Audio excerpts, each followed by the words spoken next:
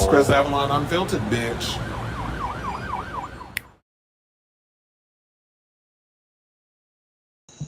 Well, hello, everybody. Welcome and happy Monday. It's your boy, Chris Avalon, and welcome to a brand new episode of Chris Avalon Unfiltered, a show where we basically talk about all things going on in celebrity news, entertainment, hot topics, pop culture, you name it, we chat about it. So, before we get started with today's show, can you please do me a solid and hit that like button and that subscribe button, and also be sure to smash the notification button so that way, you know, when we go live with a brand new episode of Chris Avalon Unfiltered. Please and thank you. But anyway, so we got a lot of topics to get into today. It's not going to be like a crazy heavy show or whatever, but we got to talk about Terrifier 3, #1 at the box office, pretty much slaughtered Joker 2, and Joker 2 had an embarrassing tumble, like over 80% drop. So we got to talk about that. Plus, Ready or Not 2, Radio Silence is ready to go with the sequel. We'll talk about it. Plus, we have more casting news in regards to this Hand the Rocks to Cradle remake. I don't think we talked about when the first thing was announced, but because there's more people being added to the source, I want to talk about it. So we're going to talk about it. Plus, Kanye is in the news, or as I like to call him, Kanye is in the news for allegedly drugging and R-wording his ex-assistant. So yeah, Diddy ain't going to be the only one on here getting strays. But apparently, funnily enough, Diddy is getting a stray because it happened at one of his parties. So we got to talk about that. Plus, Bianca Censori's mother is reacting to some claims that Kanye wanted to have sex with her. Like, what? First of all, I don't know how anybody could lay down and get moist for Kanye West, but we're going to talk about it. So, and apparently, somebody who apparently did get moist for him for about a second or two. I remember when I'm so Julia, as in Julia Fox, is speaking out about her relationship with Kanye and says that she was being used as a pawn. I got some thoughts. Plus, Nicole Kidman and Salma Hayek seem to be beefing because something that happened a couple of weeks ago at Paris Fashion Week is starting to make the rounds over on social media, and I have the video, so we're gonna break it down. Apparently, they were saying that Nicole was being shady to my Virgo twin because, you know, Salma is born on the same day as me. I ain't as old as she is. She a little older than me. I'm in my 40s. She in her 50s. So, apparently, Nicole Kidman got a little shady with her, and, you know, body language experts, everybody was chiming in. I got the video clip. If you haven't seen it, we'll talk about it. So, and also, Aoki Lee Simmons is talking about that she's thinking about quitting modeling because she's being told by people that she's not pretty enough, and she's being compared to her mother, Kimora. Well, sis, you should have known that was bound to happen once you become a Nepo baby. But we'll talk about it. Plus, Chris Brown, apparently people over in South Africa are petitioning for him not to perform there. They want him banned. We'll talk about that. Simu Liu, a show I didn't even know he was on. Apparently, he's doing like some Shark Tank-esque type show over in Canada, where he's from.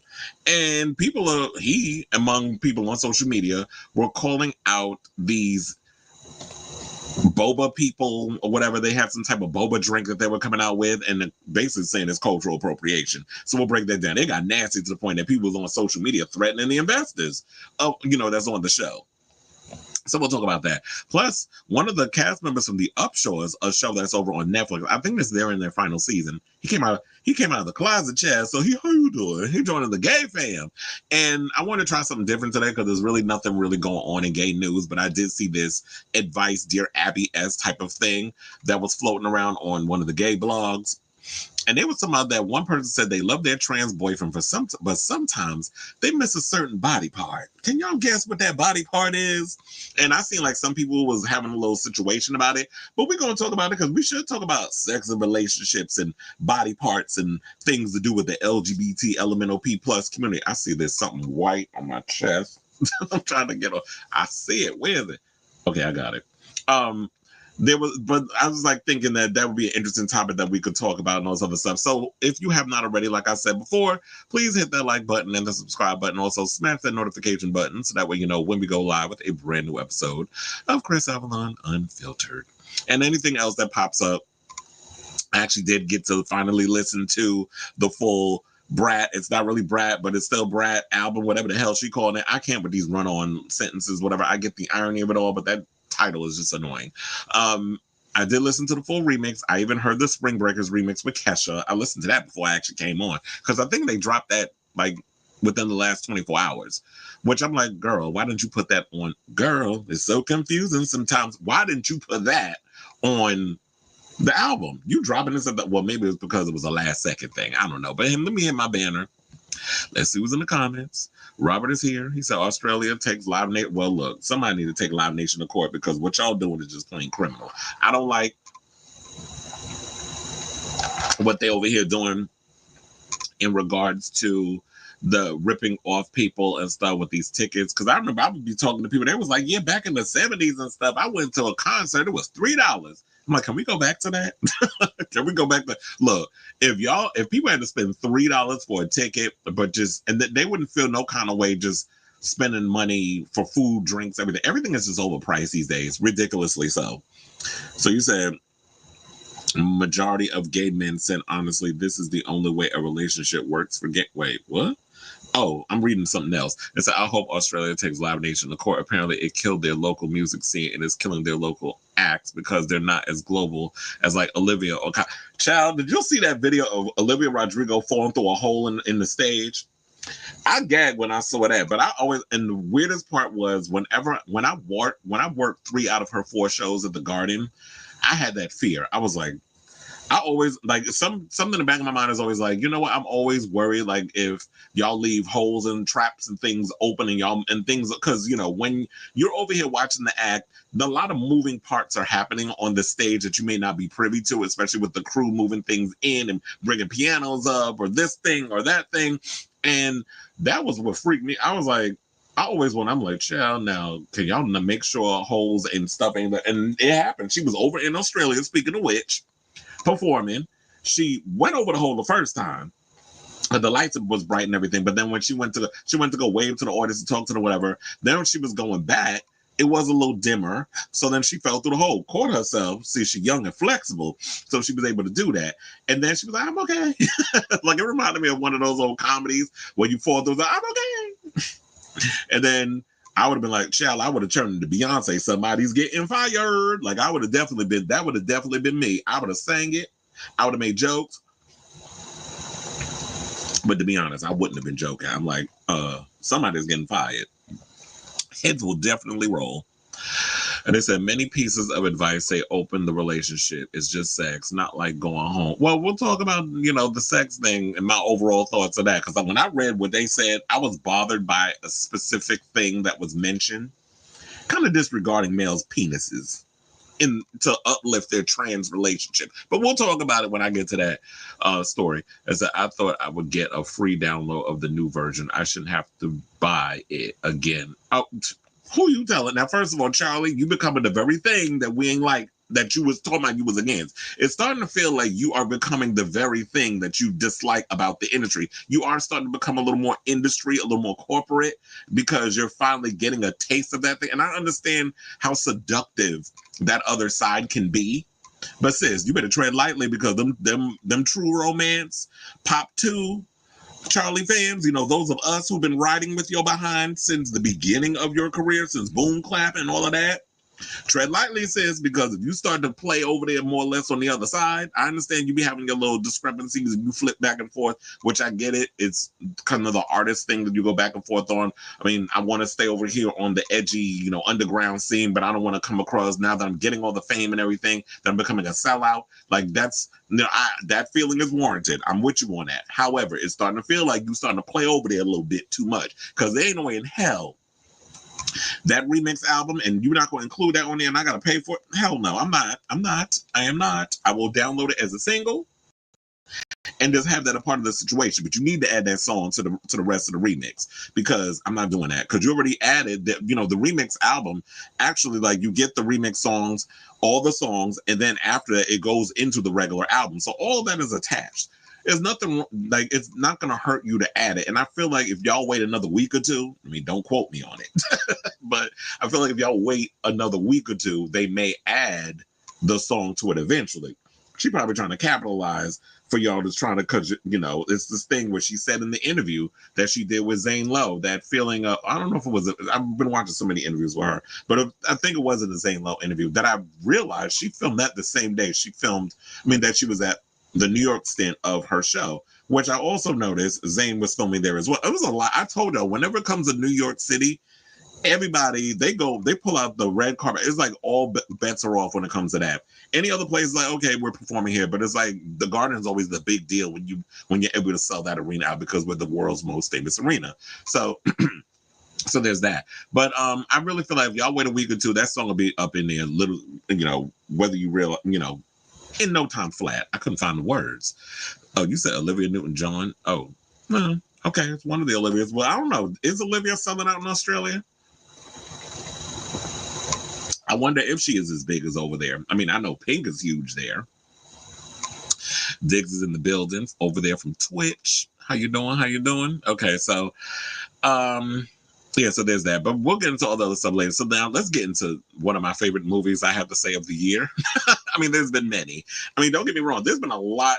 I want to give a huge shout out to 2024. 2024, I will have to say, has been a great year for horror and has been doing fairly well in regards of, and the thing I hate about the industry, y'all tend to just thumb your nose and throw a little shade at the horror genre.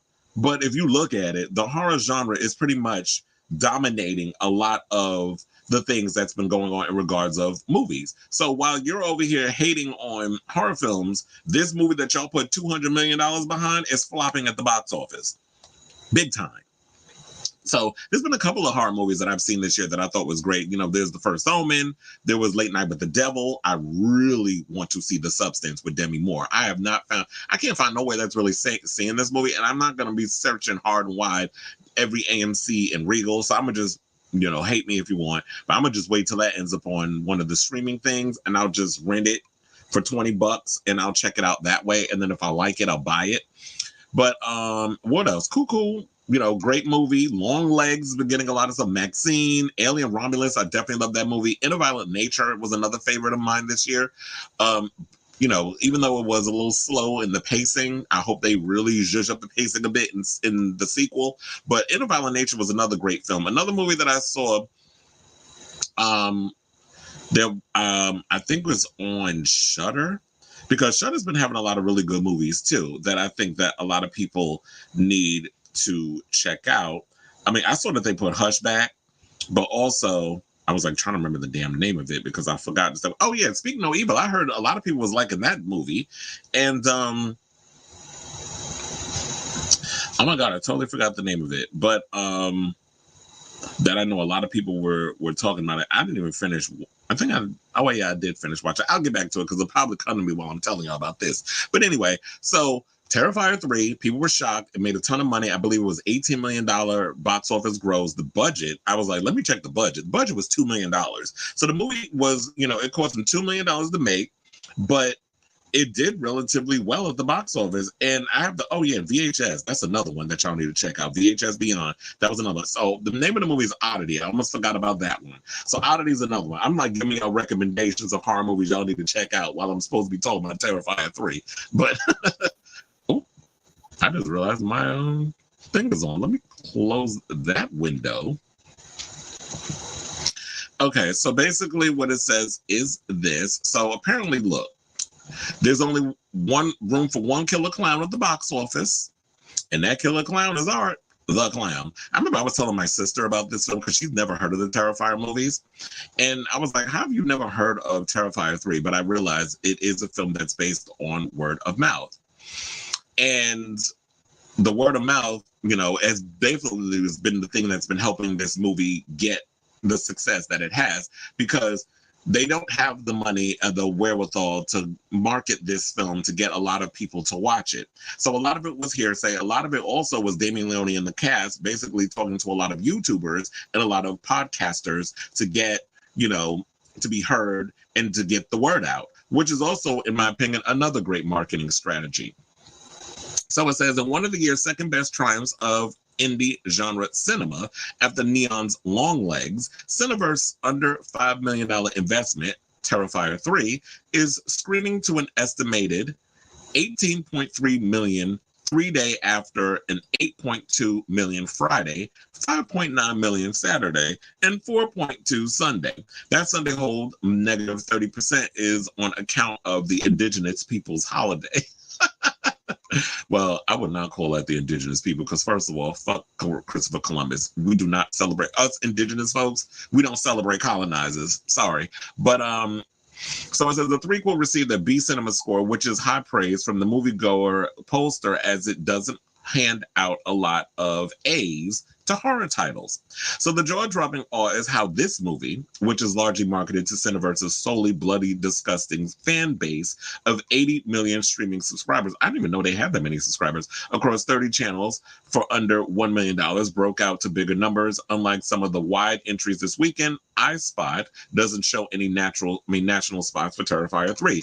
Now, many studios have tried this low P&A spend. That would be saying focused demo marketing approach, and just seems to come up short at the box office. Now, what's the secret to the success when it comes to this approach in order to achieve a high margin success at the box office? Now, Cineverse's Chris McGurk says this. He says you have to be incredibly creative and different. You can't downsize a traditional studio playbook. You have to go to extraordinary lengths, and you need to get creative. And that's the bottom line. I feel like they work pretty much creative. They even have like the popcorn bucket and the drinks and stuff. And I wanted to get them, but I didn't see any of the popcorn buckets and stuff at the AMC that I went to, which was in Lincoln Square.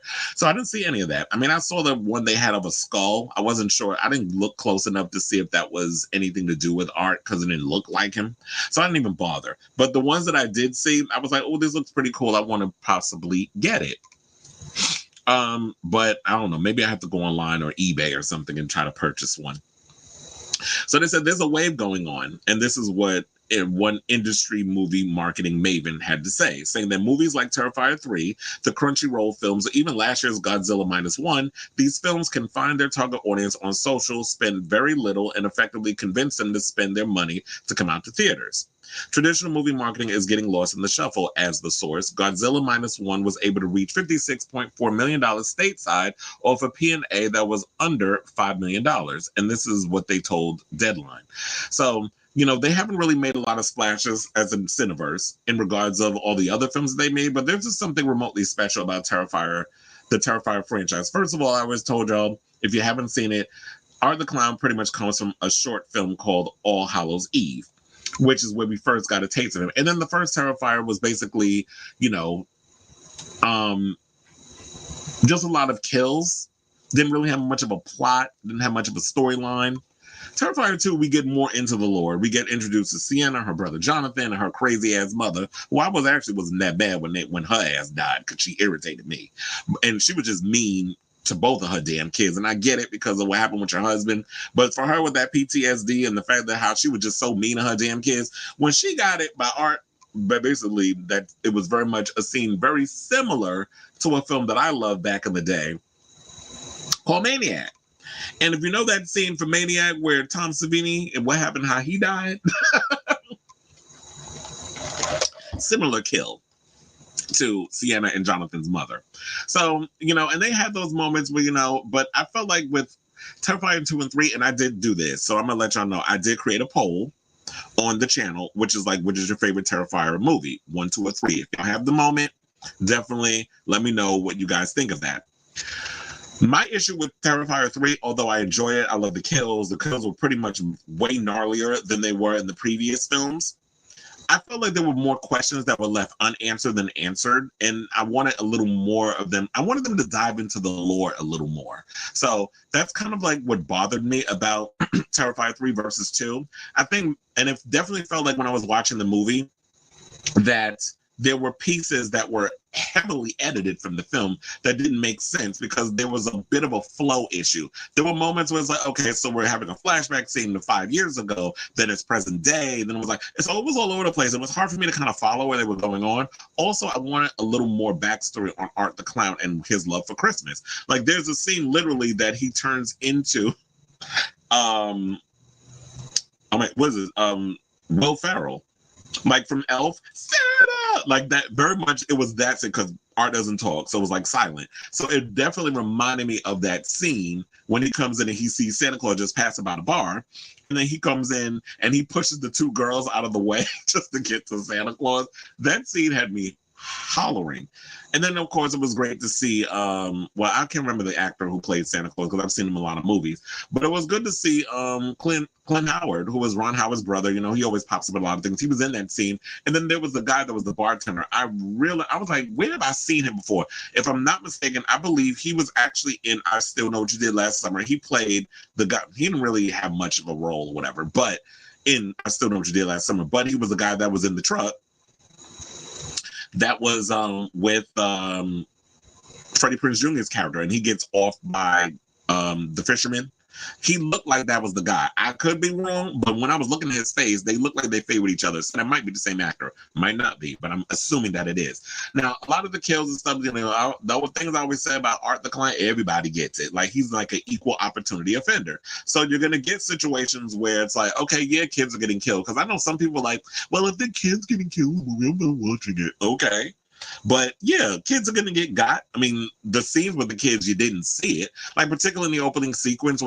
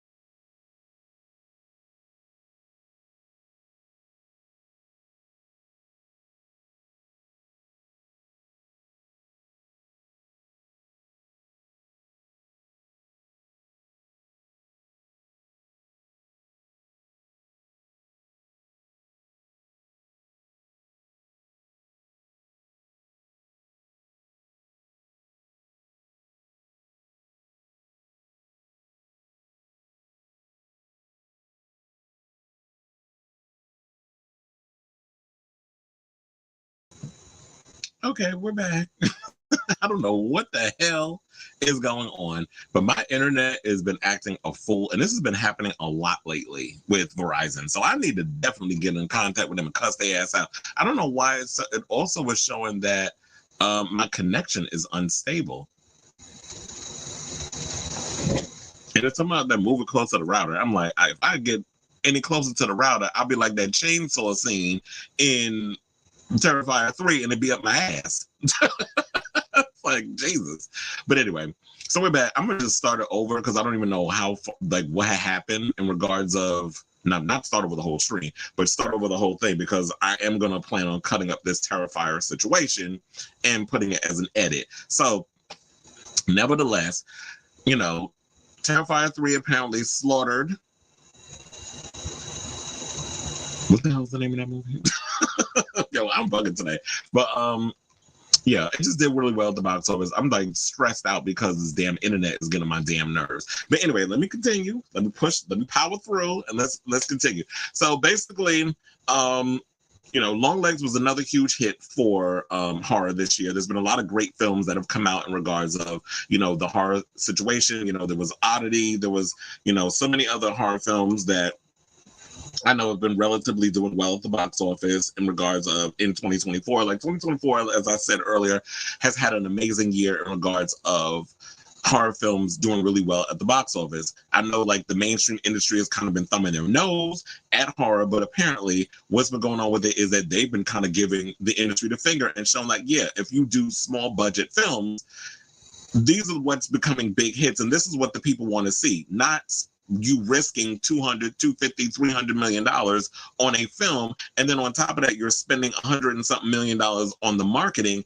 and you're thinking that all these people are going to turn out in droves. Number one, nobody asked for the sequel of Joker 2. The only people that I know that I guess wanted the sequel is Warner Brothers. They're the only ones who are so happy with this movie doing well. And yeah, you already have a hit on your hands. You have Beetlejuice, and we'll get into the box office tally on that in a second. But yeah, there's been a lot of great movies that came out. I just saw yesterday, I watched Immaculate with Sydney Sweeney. I actually thought that was a pretty good movie. I wanted a little more from that. It felt a little anticlimactic to me, but overall with that film, I relatively enjoyed that. I also enjoyed The First Omen. Late Night with the Devil's another movie that I relatively enjoyed. You know, Cuckoo's done really well. Long Legs was a big hit. Maxine did really well. I loved Alien Romulus. In a Violent Nature is another good one. Like I said earlier, you know, the pacing is what I had with that film. You know, it was a little like, okay, now I'm kind of bored just watching this Johnny character walk through the woods and like, okay, now I'm bored. Like I need stuff to happen. And yeah, the kills were pretty gnarly, but I felt like in regards to the pacing, y'all need to do a little bit better in regards to that. So there was, you know, other than that, I definitely enjoyed In a Violent Nature. Alien Romulus, saw that in the theater twice, so you pretty much can guess how much I love that film. And Oddity, if I'm not sure if I mentioned that earlier, that's another one that people need to check out. And so it's been as I said, 2024 has been a really good year for horror. But in regards of Terrifier 3, I think a lot of people were pretty much shocked that Terrifier 3 did relatively well at the box office, especially for this being an unrated film.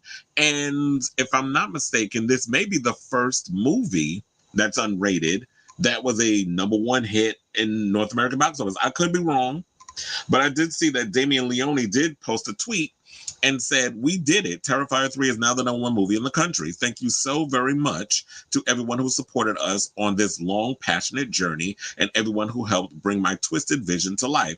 Hashtag Terrifier 3, hashtag #1, hashtag Art the Clown." And I have to say, like, you know, and I was talking to my sister, and she was like, she had never heard of this film. The only one she said, the only clown I know was the one from It. So I was like, "You've never heard of Art the Clown?" So I basically screenshot and sent it to her in a text. Just watch the first two, and then she was like, "These movies aren't that scary." I'm sitting there like, okay, first of all, either you're a twisted SOB or you're a liar, because I don't know how you can watch Terrifier movies and just be like, "Oh yeah, these aren't scary. Oh, this is not bad." I'm like, okay, so you clearly got interest. Then maybe I need to introduce you to some French horror, because they really take, you know, those movies, they be crazy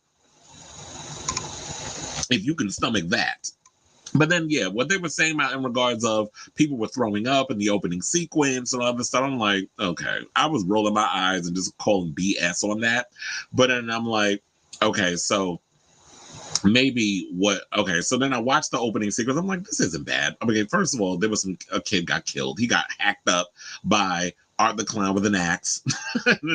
But I'm glad we didn't see it. We heard it. So to me, I like those off-screen kills because then my imagination can run wild and I can just guess what's going on. I don't want to see it. But I did like the fact that, okay, we went into the room and then you saw like body parts was all over the room. And so that worked. I was like, okay, I can stomach that. But apparently people had a problem with it. I'm like, okay, with all these mass shootings and stuff going on, Y'all are okay with that. We desensitized to that. But seeing a killer, a clown in a Superman in a Santa costume with an axe hacking people up, that's the line that you're drawing. Back into movie.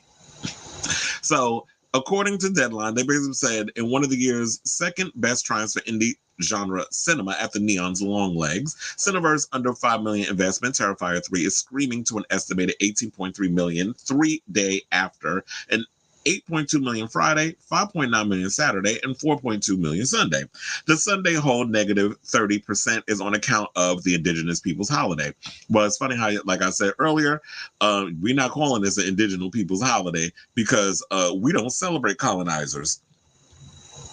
Or I guess what it is that, but I have heard that people said that, you know what, we don't call it Columbus Day anymore. We call it Indigenous Peoples because it's sort of like when I always say about Black folks in the N word, we take a negative and turn it into a positive. So whereas Christopher Columbus came over here with that lie that he'd been telling people in history that he discovered America, the indigenous people are like, we taking back our sugar honey iced tea, and basically being like, what you're not going to do is continue to give this man the accolades that he discovered something that was already occupied by indigenous people.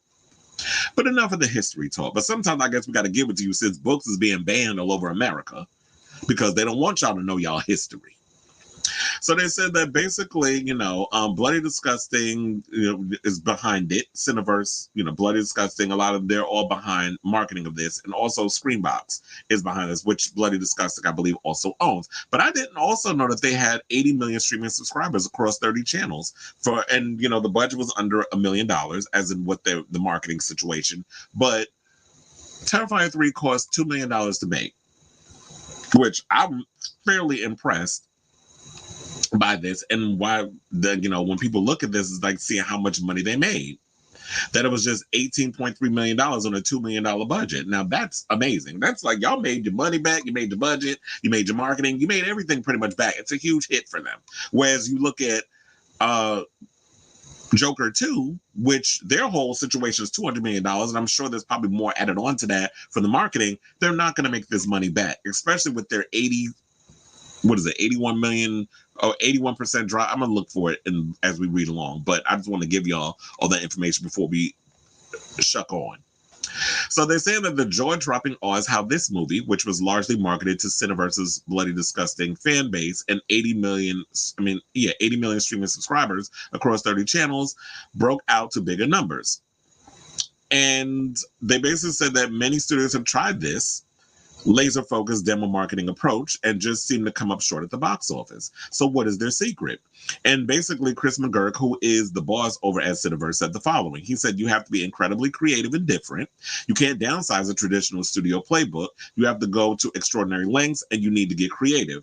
There's a wave going on here. This is what another industry marketing person had to say, saying that movies like Terrifier 3, the Crunchyroll films, even last year's Godzilla -1, these films can find their target audience on social, spend very little, and effectively convince them to spend their money to come out in the theaters. And you have to look at Terrifier as the little engine that could. It's sort of like people kind of just thumb their nose and look down on slasher movies, and you pretty much don't give a lot of the slasher films of respect. And what we love about slasher films, we don't like all that CGI mess. I mean, you can use CGI to enhance some of the things that we're seeing in the film, but for the most part, I think many people love what Damien Leone's universe is with this whole Art the Clown situation, because he used a lot of practical effects. A lot of the effects that you see in this movie is particularly when it comes to the kill, the beheadings, the sawing in half, all the craziness we see up in here.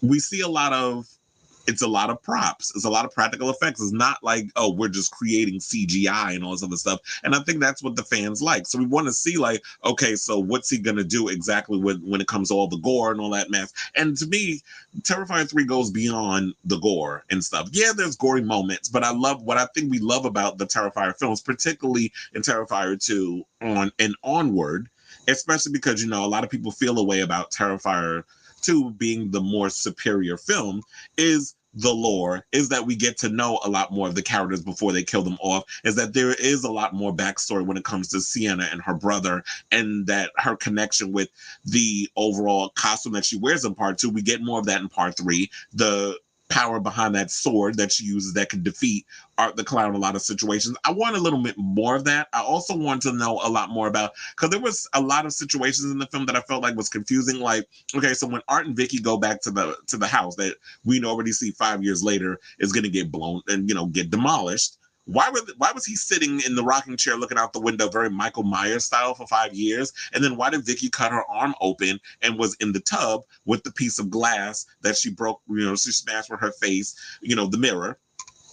What did all of that mean? And then the fact that her, you know, the little girl that we've seen in the second film, how her spirit was transferred into Vicky's character and she was evil, and then she needed that whole thing of they needed Sienna so that way she could let that spirit go into Sienna's body and that sort of thing. So I wanted a little more backstory in regards to that, but the kills were pretty much crazy, particularly the chainsaw sequence in the shower. There was a lot of great kills and stuff in there, like I was telling you about with the where the box cutter and cutting the guy's face open from like the top of his head on down and then ripping down the skin.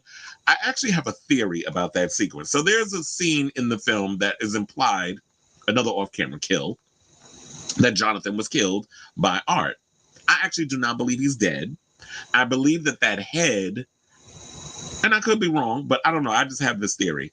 The head sequence that was in the cage that was supposed to be Jonathan's head, I believe that was the head of the guy that was one of the house detonators.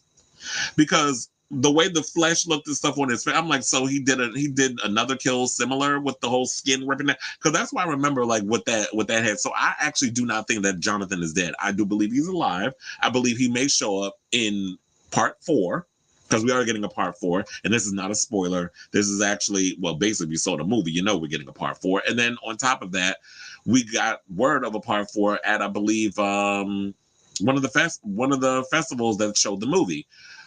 Damien Leone revealed that he's coming out with a 4th one. So I do hope, because it does feel like when I watched part 3, the overall complaint that I've heard from people was that part 2 was a little too long. It was 2.5 hour movie.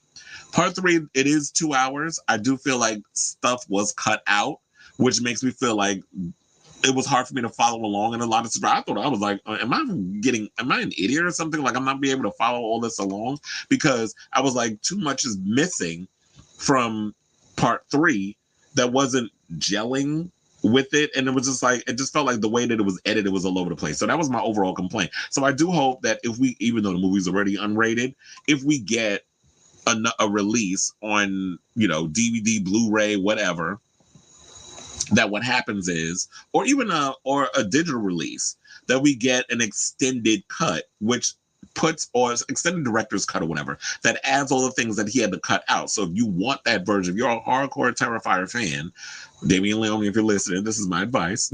Not that you need it, because you're a filmmaker. But if there was ever a point where the fans would like an extended cut that adds all the extra stuff that was cut out, not for pacing reasons or whatever, but because it adds to some of the questions that were left unanswered, then I would love to see that version. But if there's not a version that doesn't exist because you didn't film it, then I would love to see all of this stuff explained in part 4. So I'm hoping that he's out here listening to a lot of this.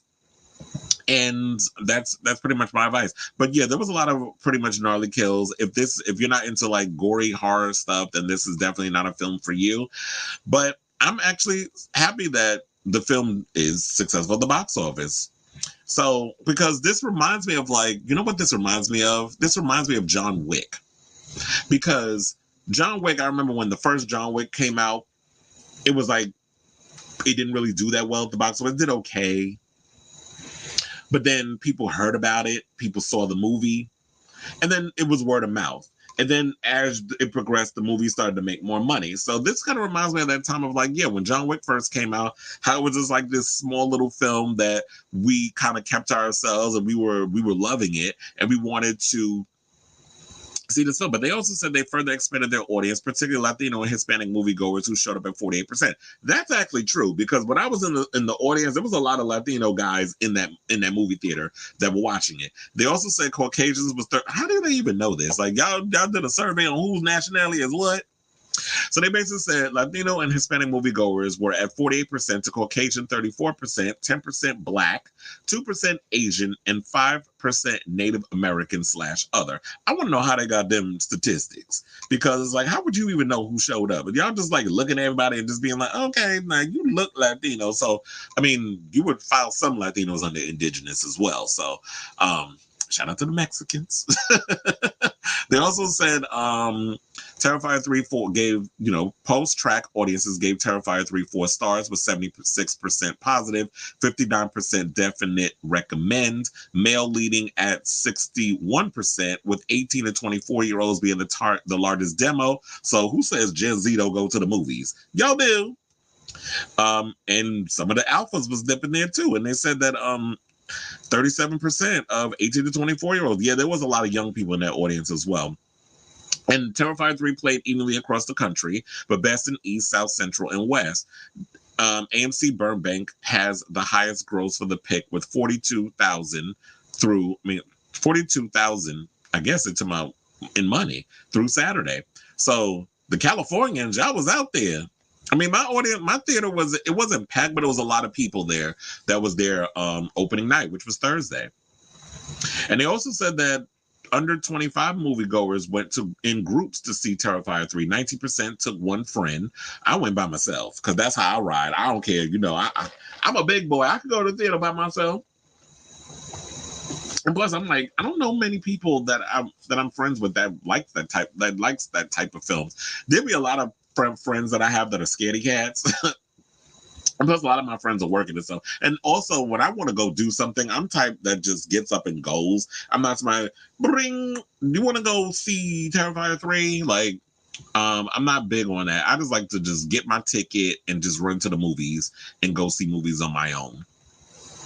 They also said that 62% said that they'd tell their friends to see the threequel in a theater, no matter what. Well, yeah, I was definitely recommending this movie after that. That was my overall review from when I first saw it. Big walk-up business with 55% of Terrifier 3's crowd buying their tickets on the same day they watched it. Among the reasons why people went to this clown movie versus the other one on the marquee, 52% said it was part of a genre they love, while 40% said Terrifier 3 is part of a franchise they love. And so, yeah, bring on Terrifier 4. Now, in regards of all the other films, they said that we should talk about Folie à Deux, as I should call it. They had a 81% free fall with $7.55 million in third place per Warner Brothers. This is the worst hold for a DC character movie in the history of the brand of the big screen. This means this is worse than The Flash. They also said James Gunn and Peter Safran's DC Studios did not steer or shepherd Joker 2. So, yeah, I have to keep reiterating that because a lot of y'all keep thinking, and now James Gunn done ruin it. Yeah, I've been hearing people trying to throw this on James Gunn. First of all, this was already in the works long before James Gunn and Peter Safran even came on and were announced. So blame the previous regime. That was the Snyderverse people and all of that. All of that stuff that was under that umbrella, Walter Hamada and all of them, that's who was behind this. So blame him and the people that was a part of that. Now, it also said Wild Robot came in, grossed $13.45 million. And also, what came out this weekend was, they compared this to, they said that the only nice thing to say here about Joker 2 is that its second weekend is more than Wonder Woman's 1984 second weekend, which came in at $5.4 million, which of course was due to theater closures during COVID, and is better than the second weekend of Jonah Hex. We don't speak about Jonah Hex. That movie was terrible. And they said which owns the worst opening ever for a DC movie at $5.3 million. Yeah, that movie was so bad. And I love Josh Brolin, but he didn't deserve that film. And the vitriol that guy. But they also, look, another good thing I'll say about Warner Brothers, at least y'all got a hit out of Beetlejuice, because they zoomed past the $400 million mark globally to finish Sunday with $420.3 million in ticket sales, and foreign tally is $144.7 million. And it's already available to see on digital. So if you want to own it or rent it, you can definitely do that. So it's definitely doing well. But then also, Saturday night, I believe, was a flop. Sorry about that, but I mean, nobody's going to go to the movies, a general audience, to see a movie about SNL. I mean, as quiet as it's kept, SNL ain't been funny in over 2 decades. But To see that type of movie should have went straight to a streaming service. Also, the Donald Trump movie, The Apprentice, I heard that flopped as well. Which I'm not surprised because based on that, like, who is this audience for? Like, I don't understand who was going to go to the movies to see a freaking Donald Trump movie. I mean, Trump supporters are going to probably steer away from it. And the people who hate Donald Trump, pretty much, you're not going to tell us anything we don't already know if you haven't watched the documentaries and things of that nature. So I just didn't understand the point of The Apprentice. The Apprentice should have been dumped on a Netflix or a Hulu or something, and people probably checked it out there. But I'm not spending money to go see that. And then they also said,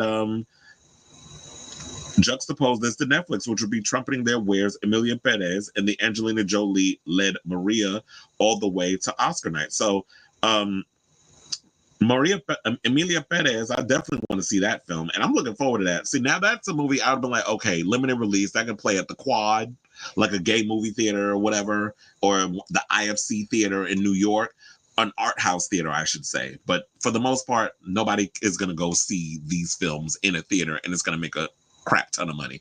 So I know I went on a bit long with this, but I just wanted to break down all that stuff and get my overall thoughts on, Terrifier 3. I liked it.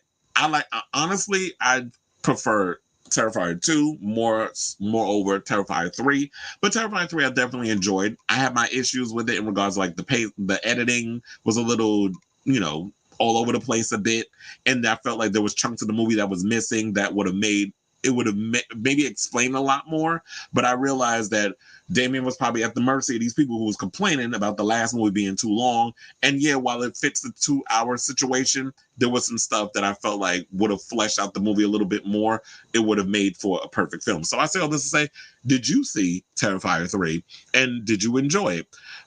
Or did you not like it? Which one did you like more so than, out of all the three? Which is your favorite? I did put up a poll on the channel that you all can click on and let me know what your favorite film is. So let me know all the things that I asked and a whole lot more that I didn't ask. Let me know what your comments on and down below. Okay, so now let's get to our comments. I was like, yeah, I'm back after that whole irritation that I just the internet actor, and that's been happening quite a few times with the internet just going in and out. Oh, you said she did tag the Catch a Remix as track 17. I'm pissed because the email basically wants me to buy $4.99 plus tax again. She shades exactly. That's why I made that comment about Charlie, like,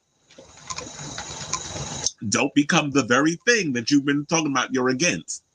And so now you're doing the whole slick Taylor Swift bundle situation. Like, you had this song done already, but now you want people, you tacked it on at the last second. Now you want people to spend the money to buy it again. I was like, look, this is why I just stream. And then I support in other ways, be it merch or, I'll go see them on tour. It's like, even though if I'm not paying to see Kylie, I will buy some merch. Because I'd rather make money working her show than putting money into her show.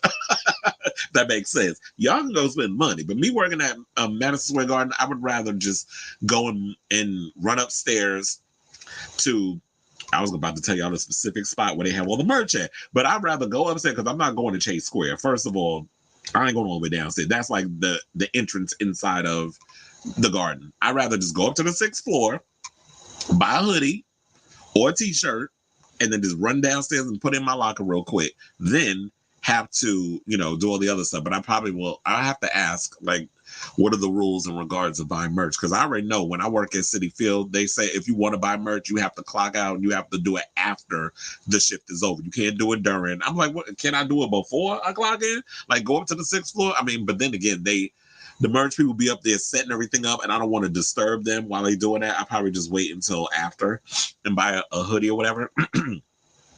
But anyway, so you said I've been there since Boom Clap, Fancy, etc. But I get she is 30-something and has enjoyed it on her terms. But I need her to tread lightly because someone retweeted saying we aren't Swifties. That part, and I don't think it's like Swiftie in a negative way, but don't take advantage of your fans. We don't need vinyls, cassettes, or CDs. I'm just streaming and we're fine. Yeah, and it's like I've been liking the marketing and everything so far. And you know what? No shade, but I need to talk to some of my DJ friends because based on some of the things I've been hearing, like the DJs getting irritated by this whole brat green, lime green rollout situation. So I need to ask a lot of my DJ friends, are y'all irritated by this whole brat thing? You know whose album I actually was listening to over the weekend? That is really good. And I think it came out this month, but I was like, I recommend y'all definitely check it out. So it's this guy called The Dare who actually produced the guest remix with Charlie and Billie Eilish. And I was listening to his album over the weekend. It's actually really good. It's called What's Wrong with New York. And I'm like, when I'm listening to it, it's giving me all the things that I've absolutely loved. Like he there's elements of, well, and then this is why I said from the beginning, when I always, and I know, see, this is what I be trying to tell people, I know what I be talking about, because I pretty much said this hyperpop movement is basically taken from Electroclash. It is basically this, I don't want to call it the bastard stepchild of Electroclash. It's got a lot of those elements in there. The rave stuff, the squiggly noises, all the crazy, that raw rock appeal. The electro sleaze is what, you know, in that whole vibe, if you want to, if you will. And it's like Electroclash. I was going to all those parties with the Fisher Spooners, the Peaches, all the other stuff. So it's great to see 20 years ago. So it's great to see like all of this is starting to make its way back, but it's being called something else. Even though Electroclash was short-lived, it was like maybe 2-3 years that it lasted, but it just seems like this sound is starting to make a comeback, but it's like fleshed out more. And so just seeing that whole vibe and that whole energy of it all coming back. But yeah, when I was listening to this, I said, let me check this guy out. Because I happened to come across an interview of his that he did with Zane Lowe. And I was like, let me listen to the album. And I was like, oh my God, I was a little skeptical in the beginning, but then I started listening. I'm like, I'm liking this because it's giving me all the things that I love. It's got the Peaches vibe. It's got also LCD sound system. I love that vibe, which is like the rock music and then adding like the DJ elements and the electro, you know, the dance music and all the other stuff mixed in there. So it's kind of covering all those bases. And I was listening to this album, I'm like, I love this record. So if there was an album I would recommend, if y'all like that sort of thing, listen to The Dare's What's Wrong with New York. It's actually a really good record. And it's like 10 tracks. Irritation for me, it's under 30 minutes. Y'all already know that's my issue. But one of the things I will give him is that, yeah, while some of the songs fall under 2 minutes, some under 2.5, based on the type of songs, some do run a bit. Well, there was one song on the album that ran over 4 minutes. I gagged. I'm like, wait a minute, this song was going on longer than usual. Then I had to check. And I'm like, okay, so it's over 4 minutes. So, and this is like the thing that I've said, like if a song needs to be over 4 minutes, let it be over 4 minutes. If the song needs to be 1.5 minutes or 2:30 or whatever the song, if you're making music and it feels like it needs to be in that wheelhouse, let it do what it does. I don't want y'all to have to be like, well, I have to make the song under 2.5 minutes because it has to go on TikTok. Like all that stuff, it annoys me. So you said doing podcasts is the new way of Barbara Walters or Diane Sawyer. Yeah, I've been noticing that there's a lot of people doing podcasts. Although I will say this, I am shocked, but not surprised, that Kamala Harris is actually doing an interview at Fox News. Meanwhile, Donald Trump won't do one except for, you know, his specific base. And I did cackle when I heard that he left people stranded in Coachella. I'm like, y'all surprised? And then these crazy cultists had the nerve, the absolute mitigated gall to blame Kamala, talking about she removed all the oil from the gas pumps. How the hell? That's not how oil works. You can't just remove all the oil. That's not how shit like works. So I'm just laughing at this. I'm like, so your fave left y'all to stranded in the middle of nowhere with no food, no water, no nothing to hear him ramble because he got tired of y'all leaving his rallies early. And he finally left y'all out to dry, and y'all still found a way to blame the Democrats. Now, we can blame the Democrats about a lot of things because nobody's perfect. But come on now. And that's why I was like, and that's why I said he's been doing Theo Vaughn. He's been doing, you know, the other one that talking about he want to procreate, make more kids. Logan Paul. No, you need to snip on them balls. You should not be allowed to procreate. Not the way your mind works. But anyway, so he wants to do their shows. He wants to do Theo Vaughn, who I remember back when he was on, what was it, The Challenge? No, not The Challenge, it was Road Rules. You went from doing reality TV to a podcaster and a comedian. And so he's doing all these shows. He won't do Joe Rogan because Joe Rogan did say he liked Kamala. So he won't do Joe Rogan. But he's doing all these other things. But then she does Howard Stern. She does Call Me Daddy. Or call her daddy. Call somebody a damn daddy. She do all this other stuff, but y'all got a problem with that. It's the hypocrisy for me. If he can go off and do certain things and hit a certain base, then y'all shouldn't be mad when she over there doing what she doing. They're all doing what they need to do to get them votes. So they said, without getting people mad, because she said families are different today, weren't going to the 50s, which y'all mad about? Because y'all want to go back to the 50s. I don't know what that life is like because I wasn't born in the 50s. I'm a child of the 80s. So I don't know what that life is like. And from the people that did come up in that time, like my parents were born in the 50s. My father was 1954. My mother's 1956. But I don't think they're old enough to even know what that life was like. I would have to speak to my grandfather. And people who lived in those times, but I'm sure that the people who are, who were in those times of the 50s, the people who, my grandparents who were like born in the 30s, I'm sure they have an idea what it was like in those days, and I'm sure they wouldn't have great things to say about it. So these people running around here getting mad over this, I'm like, did you even live in those times? Did you even understand that time? And why would you want to go back to a time that many people weren't happy with? So we're not going back. Just like he want to talk about Make America Great Again, which I don't know what was so great about it. I mean, and especially if you're not a white male. We're not going back to those stupid times. And yeah, that's what, we're talking about Terrifier 3. Yeah, it was definitely a throwback to 80s gore. And I have to say this. One of the things I love about horror movies now, and I'm really hoping that a lot of people who will be the future Damien Leones and, that have a love for those films. And that's why I love the fact that he gave Tom Savini a cameo. One of the things I will say about, the throwback to 80s gore, I really hope that, it seems like now the MPAA, I guess if you make things unrated, I don't know how the whole MPAA thing works, especially for unrated films. But to me, it was like a lot of the stuff that I was shocked that they were able to get away with the stuff they were able to get away with. And it was probably because it was an unrated film versus R-rated. So it seems like we're more accepting of violence in horror versus in the 80s, where I'm still mad to this day because there's so many films like Friday the 13th Part 7, which is a fave, not one of my top faves. One of my favorite Friday the 13th movies will always be the final chapter. That to me is like chef's kiss in regards of, the way that film was with the characters and giving a damn about the characters before they were killed off, and the Tommy Jarvis character and that sort of thing. So it's Part 4, Part 6, Jason Lives. I don't even know where Part 1 fares on my list. I just feel like Part 1 was okay. I'll say Part 4, Part 6, Part 2. I even like Part 7, although I'm irritated by Part 7 because so many of the kills were cut out. And to me, I like versus how it was in the 80s because the MPAA was real hard ass on a lot of the old horror films. The fact that we get to see all the gore and stuff in there now, so that's why I'm kind of enjoying horror now than I would. I mean, I still watch a lot of old 80s movies, but it just irritates me when you watch a lot of the old 80s films, particularly Friday the 13th Part 7. It's like, oh my God, I want to see those kills. And then they had to get cut out because of the stupid MPAA. So, and you said, Jonathan, what happened to him? He doesn't sit right with me. Well, as I said, we don't even know if he's dead or alive. Yeah, they implied he's dead.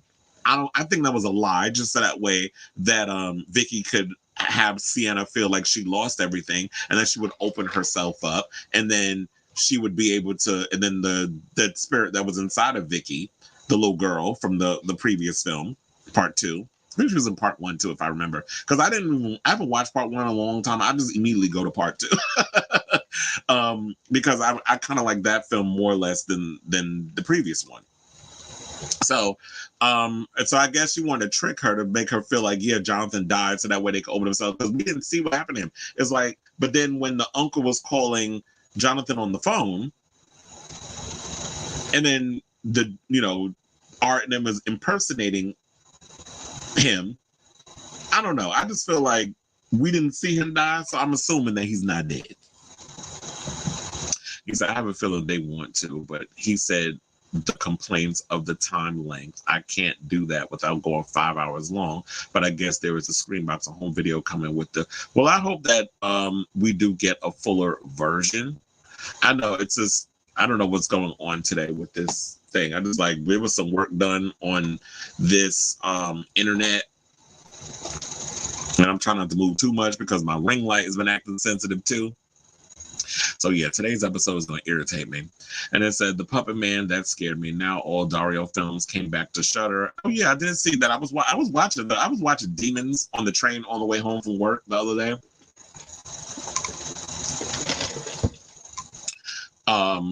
So yeah, I've been back to rewatching a lot of Dario Argento's, and I was also thinking, and I saw like the documentary with him was running around him too. This internet, I feel like it's going to go out again. Your husband, Bright Light, is hosting a listening party at Kylie Minogue at Club Cumming, and David Archuleta is hosting. Say what now? David Archuleta, he's going to rough trade, bitch. I may have to slither my way up in there. But oh yeah, I may have to stop by Club Cumming. I have to see how my week is this week because I am working the Billie Eilish show, so I don't know. I have to see. I'm part of Screenbox because it's a. I've kind of been going back and forth of whether or not I should cancel my subscription to Screenbox, but I still have it because I have FOMO. And it said, but we only support independent art. Fuck major labels. We tried to be exclusive home of Winnie the Pooh franchise, but they went to Peacock. Winnie the Pooh was terrible. Yes, Screaming Halloween is the exception, but that's because it's also dramatic acting. Terrifier isn't going to be that. It will be known for the kills, than Jamie Lee Curtis or Drew Barrymore. Well, the thing is, that's what they're trying to make Sienna that final girl.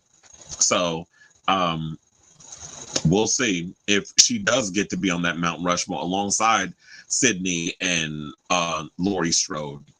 The villain is the main draw for Terrifier. And then... and also, Art the Clown, they're going to make him scary again. Because I felt like in this one, he was a little too silly. In so many ways, but a little more sadistic. But I don't know. They and then also try not to make him one note. We did get him that he wasn't a little one note when there was the whole Santa thing. But, I mean, I want to know the backstory on that, too. I read that Christopher Nolan is to blame for the Snyder universe, as Snyder set it up after the Dark Knight trilogy. So right there is a big mistake. Well, I don't know. Christopher Nolan needs to just stick to the rivers and lakes he's used to, which is his original stuff. But, I love Sebastian Stan, but just go do a movie like Queer where you and Evans push the You trying to out Sebastian Stan? And you said, but I hear Andrew Garfield broke up with his sex education teacher girlfriend over him praising the beauty of a scene in Queer film. Well, look, and he said he got penis pics in his phone. Do straight boys keep peen pics in their phones and things? And I want to know. Are you like the gays that like to take dick pics and hole pics and things of that nature? So I was like, I didn't even know he was dating somebody from Sex Education. But then again, they're both Brits. So they said, I'm not sure if it's Atlantic or Charlie, but her ego was getting kind of big. I didn't even like the Kesha Spring Breakers remix. And I was hoping, so we got somebody that feels like overall assessment, like we've been saying, with that you do feel that Charlie's ego is kind of getting the best of her. Well, somebody to give her a taste of home. Cool. Look, the universe has a way of trying to remind people, when that ego get a little big, it'll remind you of, to humble yourself. And we'll see how the next album does. But she said she wants to act. But yeah, it felt like when I heard the Spring Breakers remix, I felt like, okay, this could be a Kesha track produced by Dr. Luke. And I hate having to bring him in this, but Dr. Luke produced some of her biggest hits. So that whole vibe of what she was doing with talking about drinking and penises and things of that nature over an electro pop beat, that's what she was doing back in the day. So you said the dare is so tacky to me. He caught. Oh, so okay. That's why I was like, I thought I was the only one because I was like, yeah, LCD Sound System, it was definitely giving me that. So maybe there's a bit of pretentiousness with the dare as well. But I was like, I liked his album. Gen Z calls Electroclash indie sleaze. Okay, so that's why I said I knew I wasn't wrong when I was feeling like this whole sound that Charlie is doing. It's like it's electroclash. It's like the very music that I don't know if I could go on a limb and say it was born in New York, because there were a lot of artists that were doing that sound. It was like Peaches, Fisher Spooner. Also, oh my God, I miss Fisher Spooner so much. I mean, I know Casey Spooner is out doing his thing or whatever, but I need Fisher Spooner to kind of like, I would love for them to get back together and do something, because I just loved what they were doing. It was just sort of like, there was sort of like this art project, performance art, I guess is the word I'm looking for. They were doing kind of like this performance art type thing, but to music. And I was like, oh my God, I love this whole vibe of what they're doing. We need more people to be doing that. So, yeah, she did say that. She owns the masters. She told Zane Lowe it's all she wanted, so she doesn't have to tell Atlantic shit. They're the physical distributor. I watched it. Trust and believe I watched that interview. That's why I said I feel like that interview was done the day that she performed with the Sweat Tour in New York, and that Zayn also was getting. That's how he got all the footage of the concert, because he was filming. And then I'm like, when I seen Lord walking backstage, I said, "Oh, I know that spot. I walk back there sometimes when I be on the floor, and we cut through certain areas to get to." It's funny, like me working there, I know all the ins and outs of the garden, all the little secret, the secret passageways and things. The shortcuts, I should say. If you read the CDs, it says Charlie XCX watched the 1 hour long Zane Lowe. She just wants to be on a label. And well, most people want to be on a label and be left the F alone if they know what they're doing. And she clearly knows what she's doing. But I do feel like she is getting a little too big for her britches. So, girl, relax. Kamala grew up walking distance from San Francisco and is trying to appeal to rural voters. I doubt she'll win North Carolina and Georgia. Well, we'll see. The polls show that which I don't understand how these two are tied. It's just baffling to me. One wrong move can make a break. I'm about to get my mail-in ballot stuff. But here's the thing. I thought the make a break, it's funny. It's like there is no make or break with him. Like I thought the make or break would be his overall assessment of this hurricane situation. I thought the make or break would be him leaving his constituents stranded, his supporters stranded in Coachella. It seemed like nothing touches him. They're just so caught up in the Matrix. Well, look, if they do press her, she's not really good with talking or whatever, like getting her overall situation. I don't know. A lot of people feel like she's not genuine when she speaks. So it'll be interesting to see how, well she does. And it's funny how my friend Lady Bunny, who is, well, maybe you don't know, she is a Green Party voter. She's more independent. She doesn't like the Democrats or the Republicans, but people feel like whenever she speaks out against the Democrats, which I have a lot of friends that do, they feel like she's, oh, well, so that means a vote for Trump. We got to stop with that lazy argument. But just because somebody criticizes parties, and I feel like we should be criticizing both. If you're a Republican and you don't like what's going on your side, you should be able to criticize them. If you're a Democrat, you should be able to criticize your party as well. Why can't you? And don't take my vote for granted. Think I'm going to just show up and vote. I should be able to criticize all the sides. And then also, parties should not be taking their voters for granted on either side, whether you see, how you feel or not. So, I forgot what my point was, but I just feel like, yeah, you should be able to, I guess my overall thought is you should be able to kind of dig at both sides. If you don't like some of the policies, you shouldn't blindly go in. But yeah, so is Lady Bunny. Thank you for putting that down there. So yeah, so a lot of people feeling ways about how Lady Bunny's political views and stuff are. And some people just don't want to hear what they got to say. But I'm here for anybody who's willing to go against the establishment and call out parties who fund a genocide, who look blindly the other way, who are owned by AIPAC, and want to speak out on certain things. I don't know. I don't want to get too political, but yeah, it is. So they said to make her look bad. I don't know why she thinks anyone that watches Fox News could. That's what I said at this point. Like Trump is not even, well, I was going to say Trump is not necessarily going after the Democrats.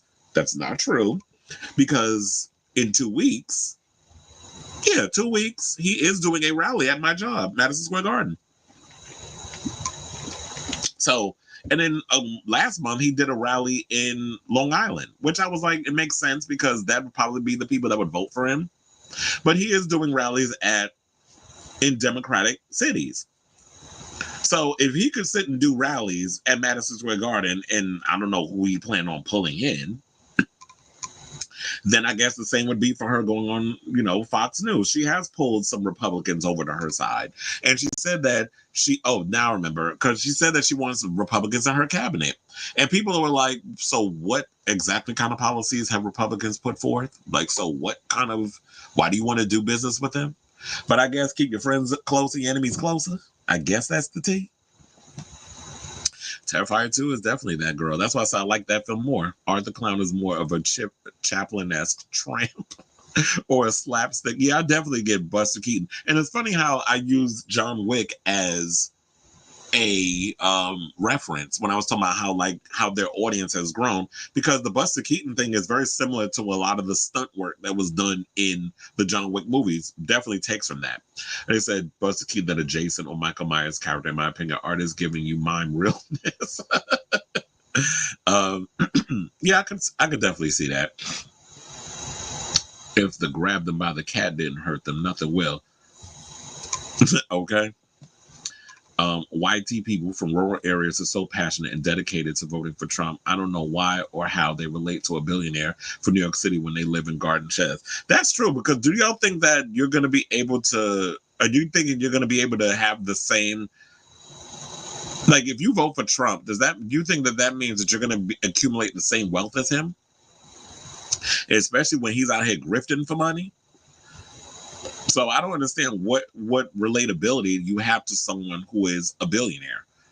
I just don't get it. She does. She's a little harsh with her delivery and stuff. And like, I have all kinds of friends, so she and I are in fact friends. It says, remember, they are 350 million in this country. Not everybody is on social media, so remember that what happens to Trump, etc. Because that is true. That not a lot of people are on social media. There are some people that specifically get their politics from social media. My parents are not on social media like that, so they're not getting their politics from that. They're getting their politics from the news, the basic news, as in eyewitness news and whatever local news, I should say, or they're getting the politics from The View. They're not on the social media like I am. I'm on TikTok. I'm on Instagram. I'm on all these other places getting a lot of my information. I'm on YouTube watching other pundits. I'm watching Roland Martin. Unfortunately, there's sometimes, depending on the topic, I watch the Young Turks. I'm on here watching MSNBC and CNN and seeing what they're talking about over there. And I'm also watching the clips I watch News Nation. And I'm reading some of the articles that I'll see on other websites. So I'm getting all my information and piecing things together. And that's the way everybody should get their news. But when you're of a certain age, like my parents are boomers, they're not accumulating a lot of the information. A lot of times they're busy doing other things. They ain't got time. So yeah, Kamala going on Fox News, whether people want it or not, that's where they're going to get their information. Let her go on there. You can make up your own mind or not. But the truth be told is like no one knows what side they're gonna flip on until when they're in the voting booth.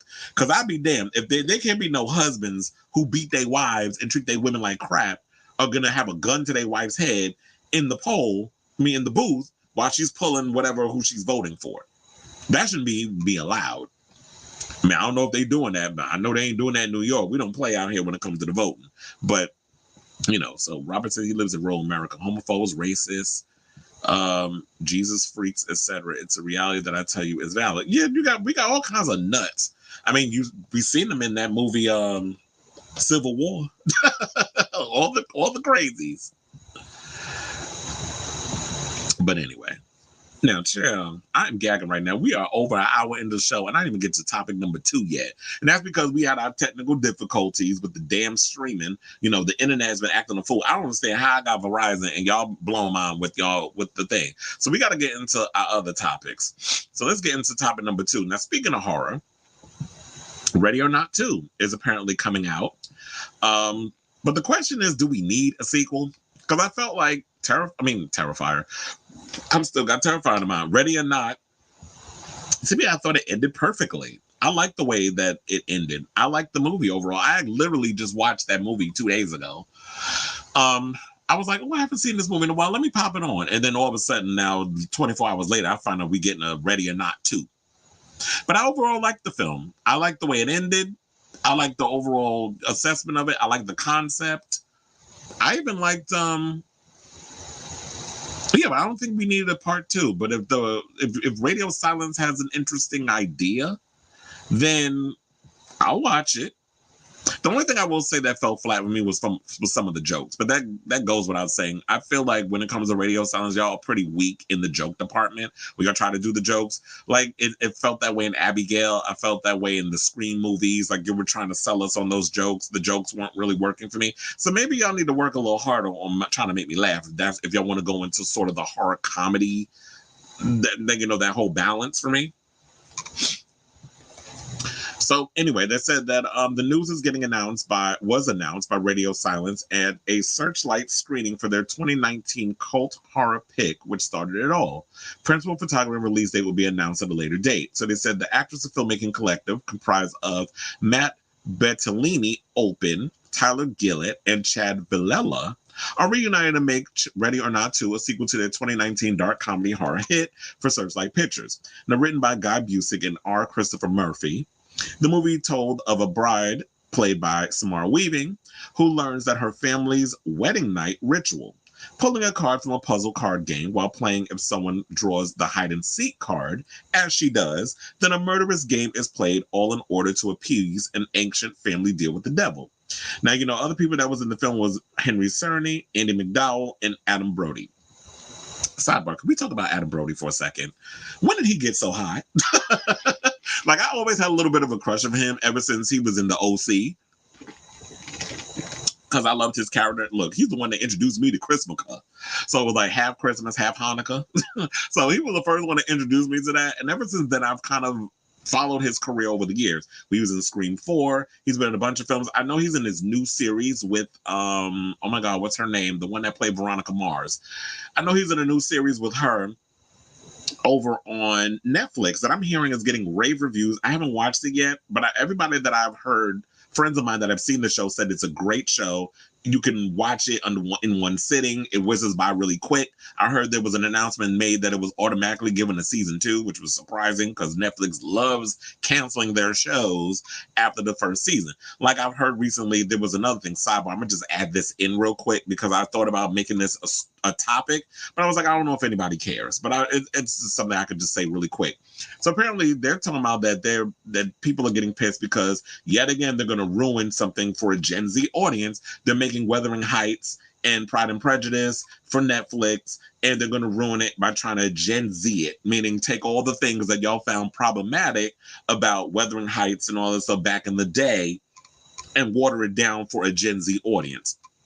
So Netflix is apparently taking this on, and they're feeling like, oh, here we're going to get another corny Bridgerton-esque type series for a certain demographic.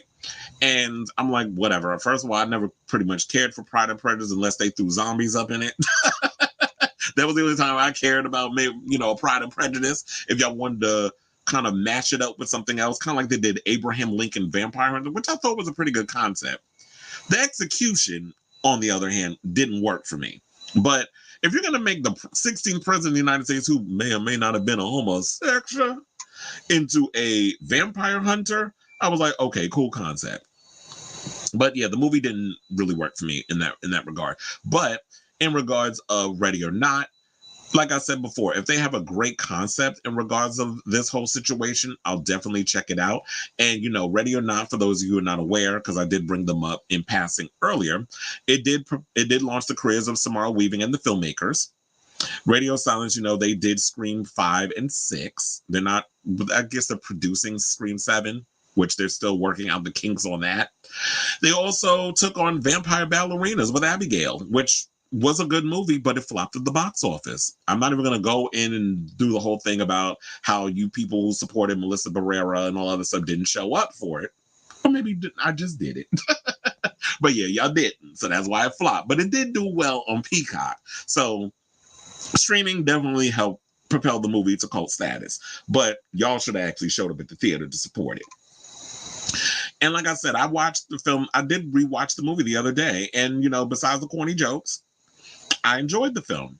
Now, as for where they plan on taking the sequel, no idea. There's no plot points that they've given out. However, I will say this. I would be interested in learning more about the lore regarding the deal with the devil. Like, and if there is, any more families that did, because I was like, is it a real thing or is it BS in regards of if you play the game and then the person survives, daylight, they survive the night and then daylight happens, will they renege on the deal and will the whole family die? And if you've seen the movie, you already know what happens. So then at the end of the film, it's like Samara Weaving's character, we were rooting for the husband and her the whole time. He genuinely cared about her. And then, of course, there comes that twist of, he was going to give in to the family's thing and basically ratted her out, was going to get her killed. And I was like, yeah, we were rooting for you. We were all rooting for you throughout this whole thing. And then here you go, being a dick in the last 20 minutes of the film. And then the only redeeming character in the film was Adam Brody's character, who was the brother that tried to shield the younger brother in the beginning of the film. So who turns out to be the younger brother, who turns out to be the one that marries Samara Weaving's character. So now it's like, and then she goes and says she wants a divorce before he explodes. Spoiler alerts. The movie is a couple of years old. If you haven't seen it already, I don't know what to tell you. It's been out in 2019. So that's like, 5 years old? But anyway, so in regards to this whole thing, I do want to know if are there any other wealthy families that made the same pact? Also, since Samara's character is technically still married and her being the sole survivor, I'm wondering if the opening sequence, like, the whole family's dead, so therefore you've inherited the whole empire of the family. And now does that debt from the previous family fall on her?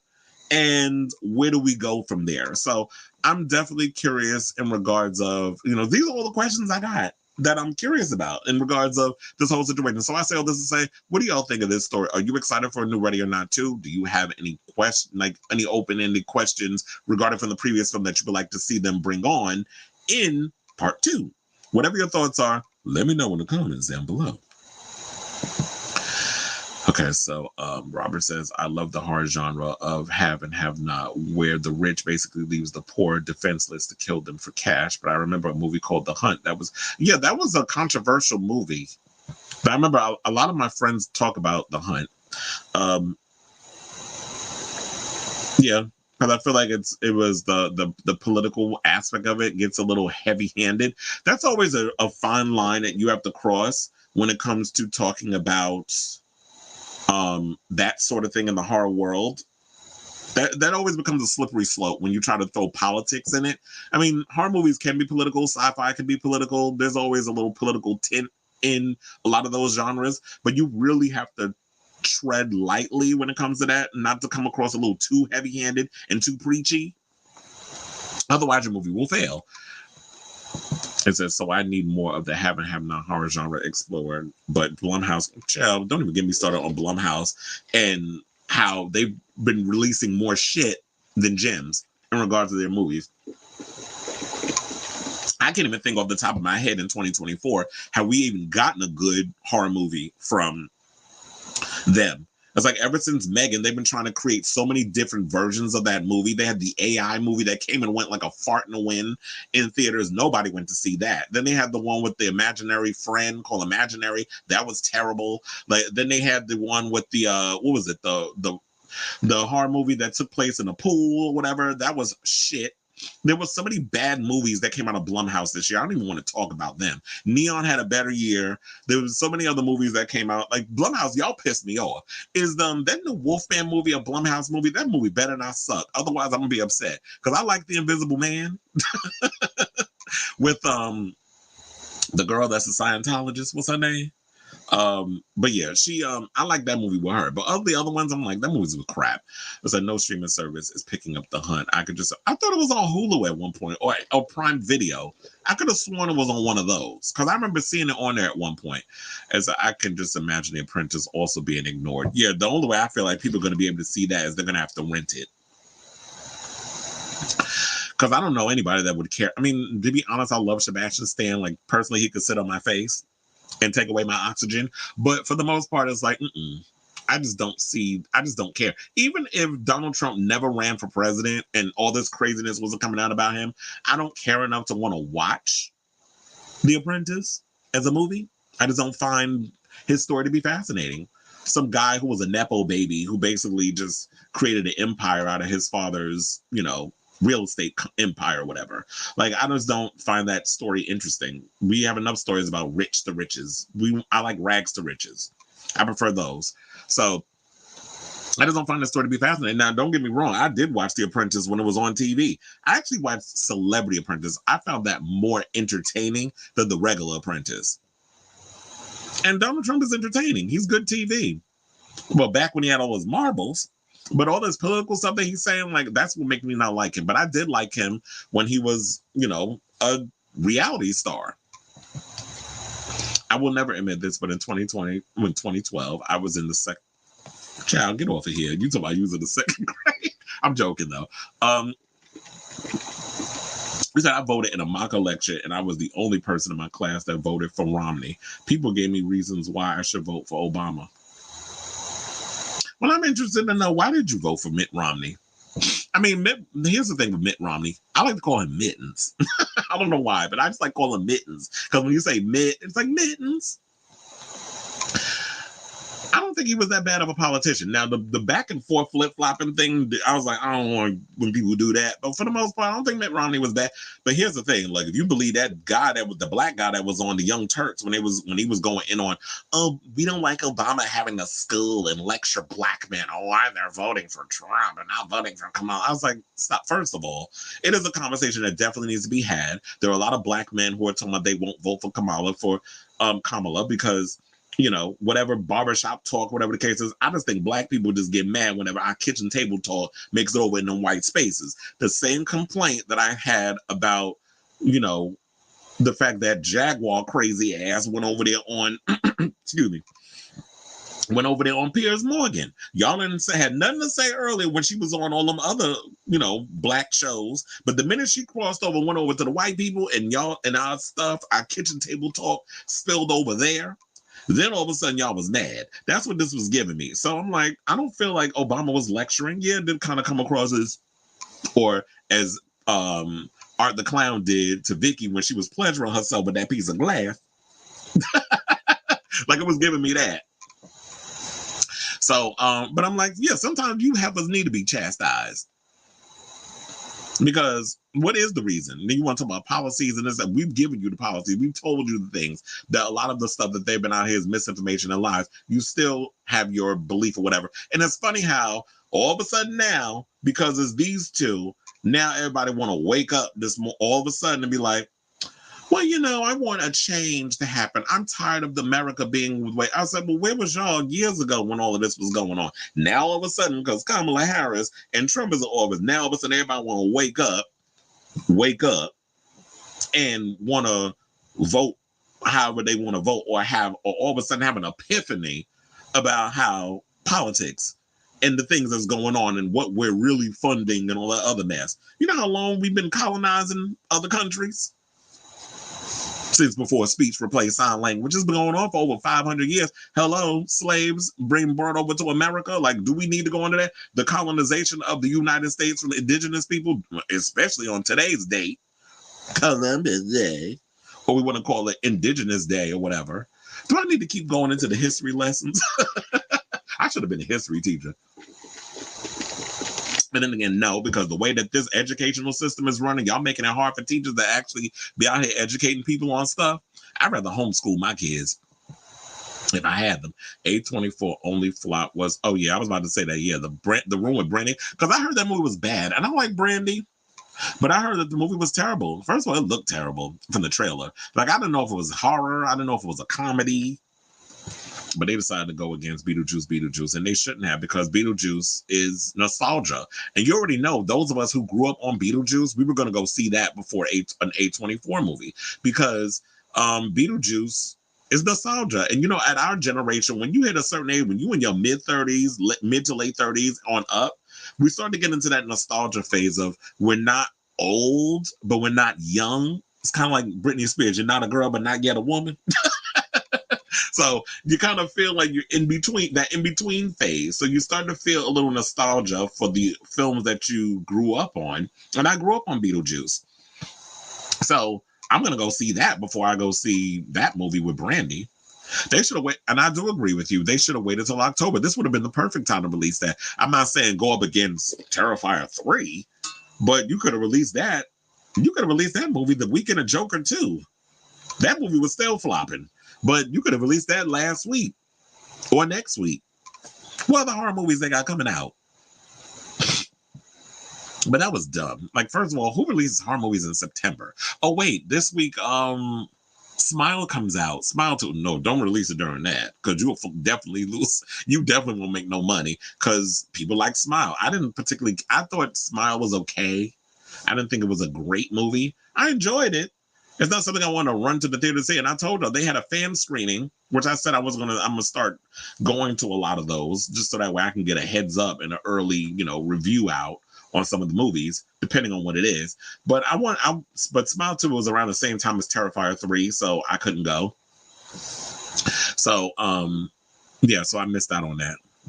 You said, I don't even remember. I think I voted for him because I'm screaming. You voted for him because Mitt Romney is a good looking guy. He's kind of got those political, good look, those strapping looks, those strong face, jaw, like a real man's man. He kind of got that look like you would look for in a politician, very John F. Kennedy-esque in regards to, because, it is all about aesthetics apparently, but I guess not, because y'all still out here voting for somebody who's fat and orange, looks like he stinks. So y'all gonna vote for Trump. He's not aesthetically appealing, but whatever. And you said I voted because he was a cute white guy and I was a 7-8-year-old homosexual. Oh, look at y'all spelling it high. He said, but this also goes to show how Gen Z lean more Democratic at a very early age. I guess Columbus landed in Caribbean. Okay, he landed somewhere. I said, I'm listening to my country radio station right now in the car and Well, I did see that Kid Rock's name was trending I saw his name was trending on social media, on Twitter. I don't know why, nor do I care, but I did see he was trending. Was he the one that left y'all stranded out in Coachella? And now people are admitting the studios are going to Gen Z or millennials because we grew up with the movies Hint, The Scream. And, you said, wait, let me read it. Now people are admitting the studios, as they should. And a few others getting revived because the audience going to see it is there. Well, we don't necessarily want you to just sit and revive all the things that we've done. We still want original IPs, but you have to find ways to market to the audience. Like I said about before with Terrifier, you have to get creative in the way that you get people into the theater. The old way is not going to work no more. It's not about, you don't have your Matthew McConaughey's and your Jennifer Lopez's and your Tom Cruise and your Denzels and all. You don't have movie stars anymore. So you have to find creative ways to get butts in seats. And you have to do it by having people go and do interviews on podcasts and do interviews on YouTube pundit channels or whatever, like us small potatoes people, and show like we are for the regular schmegular guy. So that's where mostly a lot of the audiences are. They're on social media. So you have to reach out to those people. And from Kamala Harris on to Damian Leone, whoever else, they're reaching out to a lot of those pundits. They're not getting invites to The View. They're not getting invites to Extra and Access Hollywood. I mean, now they're going to be in the conversation where they got to talk about Terrifier because it's the #1 movie. But for the majors, the E-Newses and stuff, they're not reaching out to that audience. They're, regurgitating 4-day-old information that's already been out on social media, because social media is a 24-hour cycle. So I just don't understand, they can cater to us, but we don't want to be dumbed down. Like, we don't want all of our IPs to be remade. We like original stuff. Terrifier is a new model, is a new thing, even though, it's the third movie, but it's a relatively new franchise. You said that Grandpa shoot beer cans. But yeah, a lot of us fans, we still go to the movies. I still like going to the movies, but I feel like now I'm not just going to go see everything and anything. There's people that just be loyalists to the movies to the end. That's, I'm going to just go see it. And I can't spend every weekend in the movies. I have friends that, yeah, they go. My friend Esteban has the A-list, so he goes to the movies a lot. Me, I don't have time to be going to the movies a lot. I got a lot of things to do. Not saying he don't have a life. He does. He works for Amtrak. But he has to, you know, I'm not in the theater all the time. But to me, if it's based on certain films, it's gotta really hook me in and be like, I need to see this movie this weekend. Like Terrifier 3, I had to see that movie. I didn't want to wait. I don't want to wait. I didn't want to wait. The weeks until it came out on streaming. I had to be in the theater to see it because it's an event film. It's the same thing with, you know, certain other movies. I had to see Furiosa opening weekend. I had to see, you know, there was what else? Oh, yeah, I had to go see Abigail because, you know, I said I was gonna go see it, so I was gonna go see it. So a lot of the movies, depending on what it is, I had to feel like I had to be in the theater to witness that. Like whenever a Scream movie comes out, I have to see it opening weekend because I don't want y'all spoiling it. Robert. He's the main one that'll sit up here and give me spoilers. But other people are like, I don't want to be spoiled what happens. I want to bear witness to everything. And I want to be able to experience what everybody's experiencing and be in that moment. It's the same thing with Barbieheimer.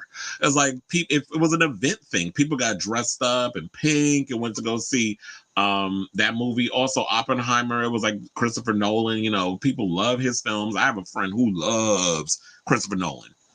Me, I'm more of a Denis Villeneuve type of guy. So whenever Denis comes out with a movie, I'm gonna be there to see it. He's like one of my favorite directors, one of many. And like with him, Christopher Nolan comes out with a movie, he's there opening night watching it because that's his favorite director. And you said they need to live a month or two with Gen Z to understand themselves. I feel they're not raunchy or like carrying traditions like we did with college films. But hookup culture isn't really huge. Well, I feel like the times have changed.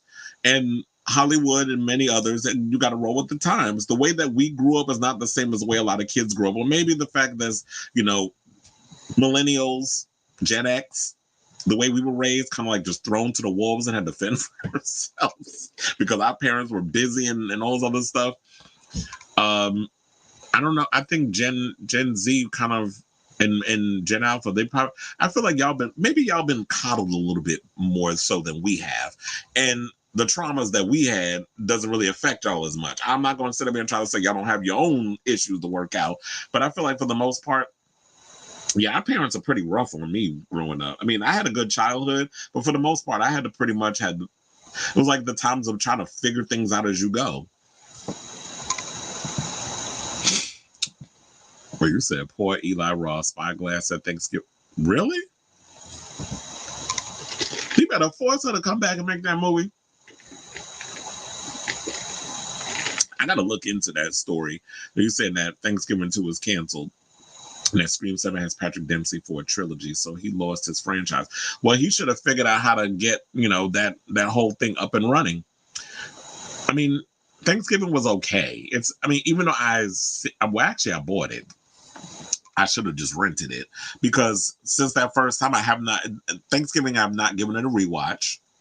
So I'm kind of mad at myself. And then plus it's on Netflix. So if I need to watch it anytime, I can just jump in and watch it. But for the most part, yeah, Thanksgiving 2, that should have been on a fast track of like, especially, I don't even know if that movie was a box office hit, but yeah, they should have gotten that on the fast track in regards of a sequel. But yeah, if Patrick Dempsey is going to be busy with Scream, it's kind of got me wonder if they're going to be filming both movies back to back. Well, all the Scream movies back to back, just so that way they can have all of that ready to go based off of the amount of time that that they have the next Scream movie coming out in 2026. I do wonder if they're actually gonna film all of that together. It kind of makes me wonder. But Thanksgiving, when I watched it, I was kind of disappointed in it. Yeah, some of the kills were cool or whatever, but I feel like the little fake trailer they did for Planet Terror and all that other stuff and Death Proof, the trailer was way better than the actual movie. I was kind of disappointed. So that's why I guess I'm overall upset that I bought it rather than just wait. And then now it's on Netflix. You can watch it anytime, but Thanksgiving is not something that I've given a gander to. It's not something I give repeat watchings. And then don't even get me started on Eli Roth's other movie that just came out. What was the one that was based on the video game that was flopped at the box office? Eli Roth doesn't have. He's not one of those directors that has like really good track record in movies. I mean, I like the two Hostel movies, but other than that, it's like, whatever. Brown Bunny said they fell asleep in the theater. Well, I guess that overall says yours said you was bored to death. Okay, so let's move on to our next topic. Let's get this show going. And let's talk about the Hannah Rocks the Cradle. So there is a sequel, or reboot, I should say, remake of Hannah Rocks the Cradle coming out. I love the original movie with Rebecca De Mornay and Annabella Sciorra. That was like one of my favorite movies when in the 90s. That and Single White Female. That was another one I loved. Can you imagine? Oh wait, they did remake it. They made it with black people. I was like, damn, I said it in a way where I was like, that was a bad thing. But yeah, they made it. I think they made a remake, and I think it went on Lifetime or something or another. I didn't see it because I'm like, I don't watch Lifetime movies of the week. But the Hannah Rocks the Cradle definitely felt like a Lifetime movie of the week. But yeah, that was like one of the movies I saw on VHS when I was a kid. And I thoroughly enjoyed it because of the campiness and the overall sadisticness of it all. And Rebecca De Mornay was fabulous as the villain. So it was mentioned that Maika Monroe, who, is dating Ariana Grande's ex-husband, I always like to throw that up in there, is going to be in the film. I'm assuming she's playing the Rebecca De Mornay character because she's blonde. Rebecca De Mornay was blonde, so I'm assuming that's the character she's playing. And then they already have a director, Michelle Garza. Michelle Garza Cervera. I've never heard of her, but apparently she did a movie called Huesera, the Bone Woman. Never heard of that movie, so I don't really know much about her. So I'm like, okay. And, Maika Monroe, she's been in a lot of horror movies. She was in It Follows, which I absolutely love that movie. The Guest. Oh, my God. I remember seeing that in the theater when I worked at AMC. I did not realize how much I was going to love that movie. I was like, oh, this looks like an interesting movie. Let me just go kill some time, while I was working, when I was off from work. And I was like, let me check this movie. I was in like a small theater. It was a small little independent film. Absolutely loved it. And then, of course, she was like one of the biggest horror movies of the year, Longlegs. So she's becoming kind of like, everybody wants to give credit to Jenna Ortega and things, but Maika Monroe is becoming that girl in regards of she's becoming a scream queen. So we can't just overlook her. But now it's being reported that Mary Elizabeth Winstead, who is from 10 Cloverfield Lane, Final Destination 3, and Death Proof, and also she's married to Ewan McGregor, for those of you who didn't know that, is eyeing the lead role. Are they considered co-leads based off the two actors that's going to be in the film and the whole assessment of the movie? So the original film, according to Deadline, starred Rebecca De Mornay and Annabella Sciorra and follows a woman played by De Mornay who, after her sex offender husband gets caught in the act and unalives himself, embarks on a mission of vengeance against one of her husband's victims and the woman's family. Monroe will step into the role made famous by De Mornay, while Winstead will play the role originated by Sciorra. See, I didn't even read the article and I knew that's what they were based off the hair color.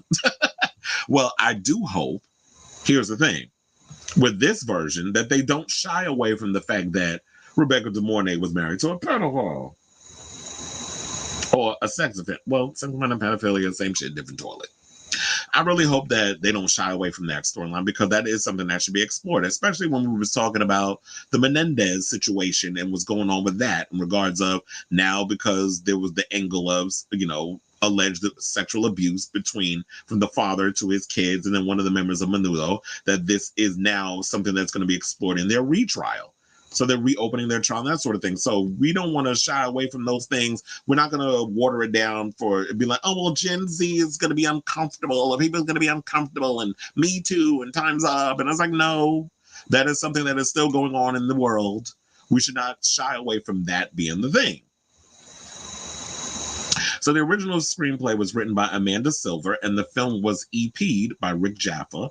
The duo later became the writing team of Jaffa/Silver, who they've behind such iconic scripted gems such as Jurassic Park, Planet of the Apes, and now Michael Bloomberg is penning the script for the remake. The original screenplay, I just said that. Now Ted Field produced the new film, and blah blah blah, so on and so forth. I know y'all don't care about the producers, so we're not going to get into that. But oh yeah, and I forgot, Mary Elizabeth Winstead was also in Ahsoka. Was opposite Rosario Dawson, and I actually liked Ahsoka. It was the greatest. Hence, how I overall feel about a lot of Star Wars stuff. Like, you haven't really given me fully what I need, but I enjoyed Ahsoka for what it was. Now, in regards of everything else, I am definitely curious to see this film. I really hope it doesn't suck. And whatever the subject matter is, and however y'all feel that y'all can make this work for a 2024, well, 2025, 2026, because 2024 is almost over. But however y'all can find a way to make this work for the next generation and what else y'all gonna bring to this thing, I'm curious to see what it is. Do you think they should remake that movie Obsessed, the one with Beyonce? Because that kind of gives me like, it kind of plays in that vibe of that, not necessarily the subject matter, but the fact that this woman trying to get with her husband played by Ollie Lauder, trying to get with her husband played by Idris Elba. That movie was so bad, but it's a guilty pleasure, and Beyonce's acting was even worse. I mean, we believe she could do choreography and kick a woman's butt, but for the most part, ma'am, this is why we like, Beyonce only likes to stick to her singing and not the acting. But I was going to say, what do y'all think of this story? Are you excited that they're remaking The Hand That Rocks the Cradle, and you curious to see where they're going to take this film, especially with Maika Monroe, future Scream Queen, and let Mary Elizabeth Winstead jumping into the film. So whatever your thoughts are, let me know in the comments down below. Okay, Robert says, at the height of Madonna versus Gaga feud, we always said, watch single white female to understand what Madonna is going through. He said, Benson Boone came from an American. Oh, yeah, I forgot he was on American Idol. Well, I heard he did, because I told y'all, after David Archuleta, my other husband, after David Archuleta lost when he shouldn't have, I stopped watching. And that was like the last season with Simon, Paula, and Randy. That's when I started watching. So I was like, okay, this show is trash. He left the show saying he didn't want to be a family-friendly artist. He read the contract, and the biggest thing is you're not allowed to have sticker album. Oh yeah, I'm glad you. Sticker album. That's what they calling it. Child, you should have called that mess of Tipsy Gore. Yeah, I call her Tipsy because she had to be tipsy when she came with that stupid parental advisory crap, and then they went along with it. And it sounds bad, but if the song requires an F word and a few, and Benson Boone, I'm actually like it. I like that he flips around the damn stage. I like his little outfits, even though people be making fun of him over how he dresses. And I'm like, sit and spin. How about that? Like, I don't understand like people getting mad over an artist expressing themselves. I want to call every damn thing gay, except yourselves. So, yeah, I would have did that. I would have did the same thing. I'm like, screw y'all. Y'all not gonna sit up here and try to hold me in a stupid contract and tell me what I can and cannot put in my music, and tell me how I can and cannot express myself. I'll be damned. But anyway, let's get back into the show. Let's get a little heavy, and let's talk about Kanye. So apparently, because I was like, wait a minute. I remember hearing about this woman before. Lauren Pisciotta, I think is how you say her name, Pisciotta. Prosciutto. Lauren Prosciutto. That's not how you say her name, though. But I don't know. I just thought about prosciutto when the cheese, when it came in my head. But anyway, so Laura Pisciotta, I guess we'll call her that. So I remember hearing about her before because she was the assistant who was coming out with these allegations against Kanye. But now comes word that she's saying that she's accusing him of SA. And I was like, no, this is new. Now, whether or not you believe her, that's to be determined. But let's go through the lawsuit. So, the model alleges in an amended complaint obtained by Page Six on Saturday that during the session in Santa Monica, California, she was allegedly given a drink laced with an unidentified drug. Because she was the former assistant, she said that Kanye apparently drugged and R-worded her at one of Diddy's parties. She claims that West, who's 47, was the one who ordered for the drink to be poured. Although Combs, who's 54, was named in the suit for allegedly co-hosting the studio session, he was not accused of any wrongdoing. Well, yeah, because it happened under his situation. But if Kanye is the boss and she's the assistant, I guess she's going to make him, put him as the blame.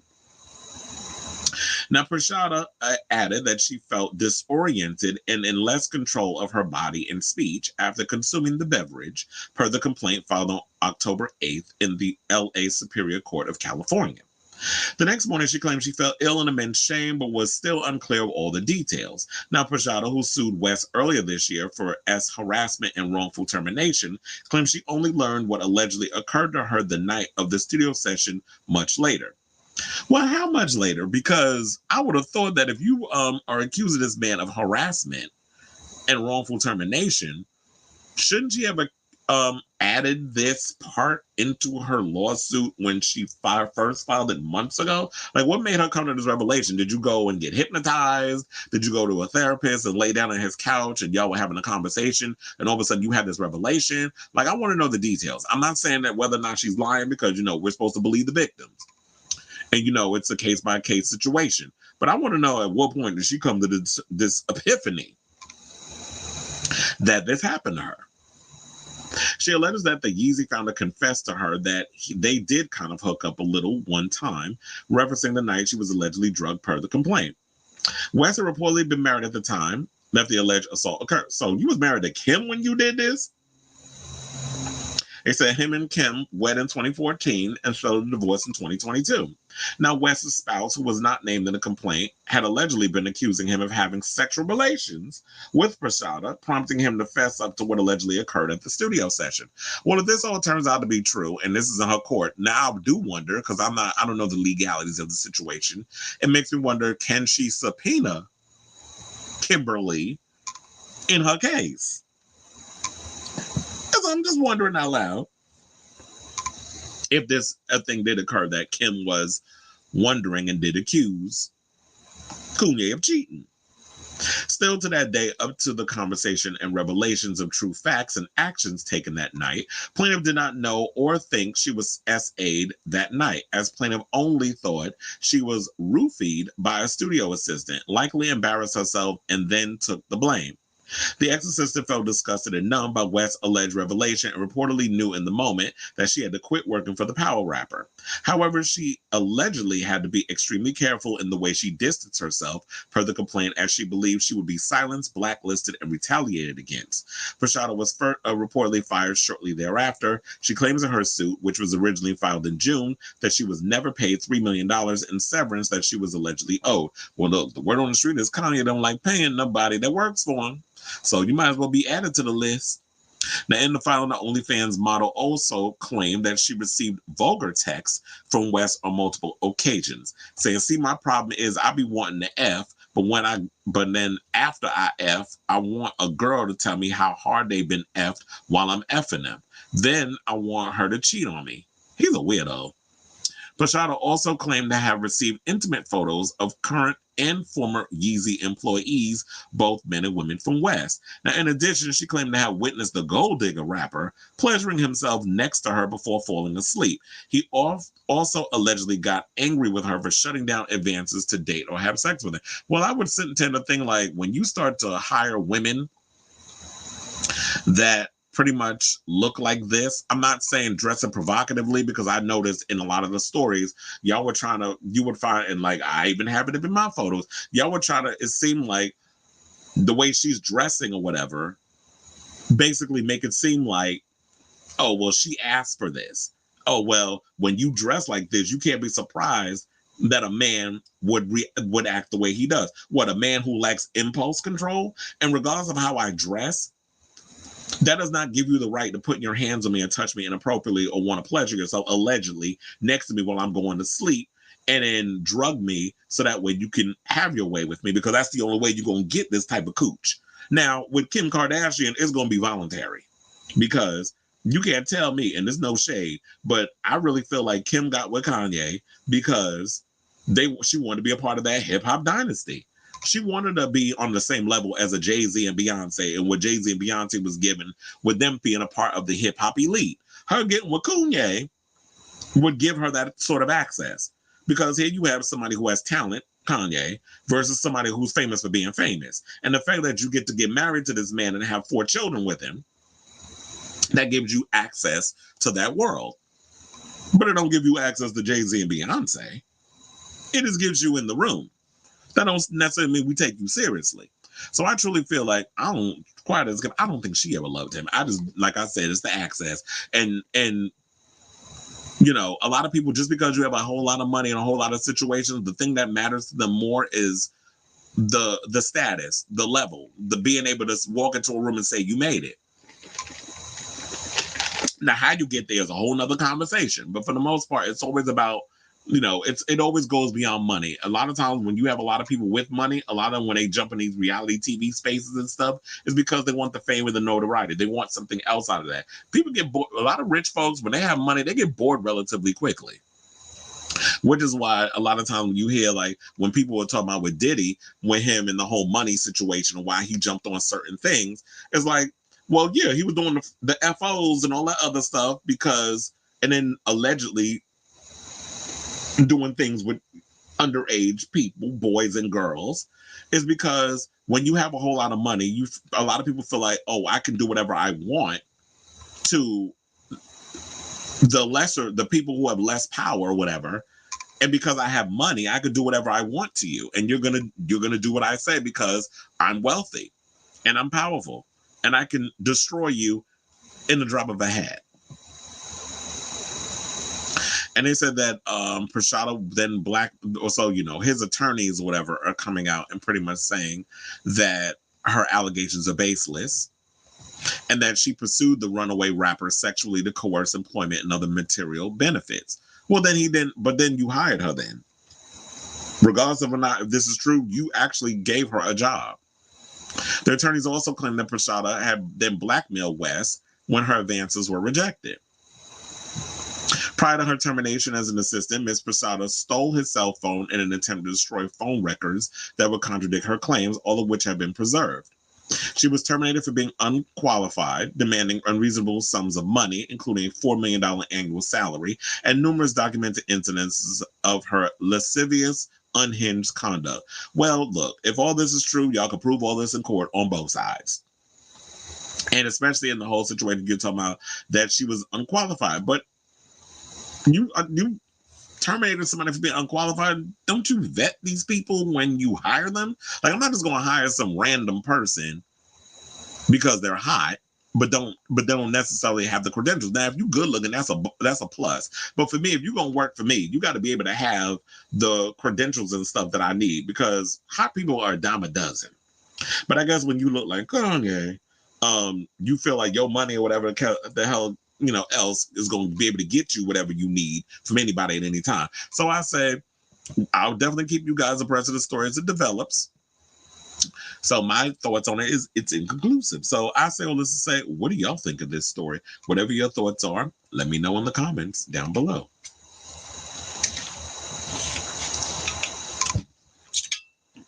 Going. So we have a comment. Oh, you said he wanted to appear on Keep Her Up, and Gay basically said no, he was losing his credibility as a rap act. Then why marry her or agree? Exactly. And then you were losing your, like, if being married to Kim Kardashian was having you lose your rap credibility, you lost your rap credibility the moment you two walked down the aisle with each other. So now you weren't about credibility. I mean, you also ruined it when you started making the anti-Semitic comments and all this crazy stuff that you were doing online. People were looking at it as like, you was already starting to ruin your credibility. And Kanye hasn't given us good music in a while. Like, I liked a lot of his earlier stuff, but then he got ridiculous over the years. And yeah, so all the assessment I was pretty much making about him and Kim is like, yeah, if you were thinking that being on a reality TV show was gonna ruin your reputation, then yeah, you shouldn't agree to marry one of the most famous reality stars on the planet.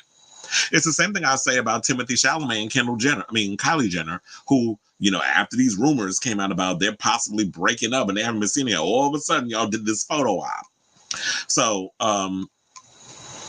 yeah, I just feel like if you're worried about being in a relationship, or your privacy is being compromised because you're in a relationship with one of the most famous people in the world, then don't be in a relationship with one of the most famous people in the world, and don't marry them. It's the same thing I said about Ben Affleck and Jennifer Lopez. If you don't like what comes with the baggage that comes with a Jennifer Lopez, then don't marry Jennifer Lopez. It's that simple.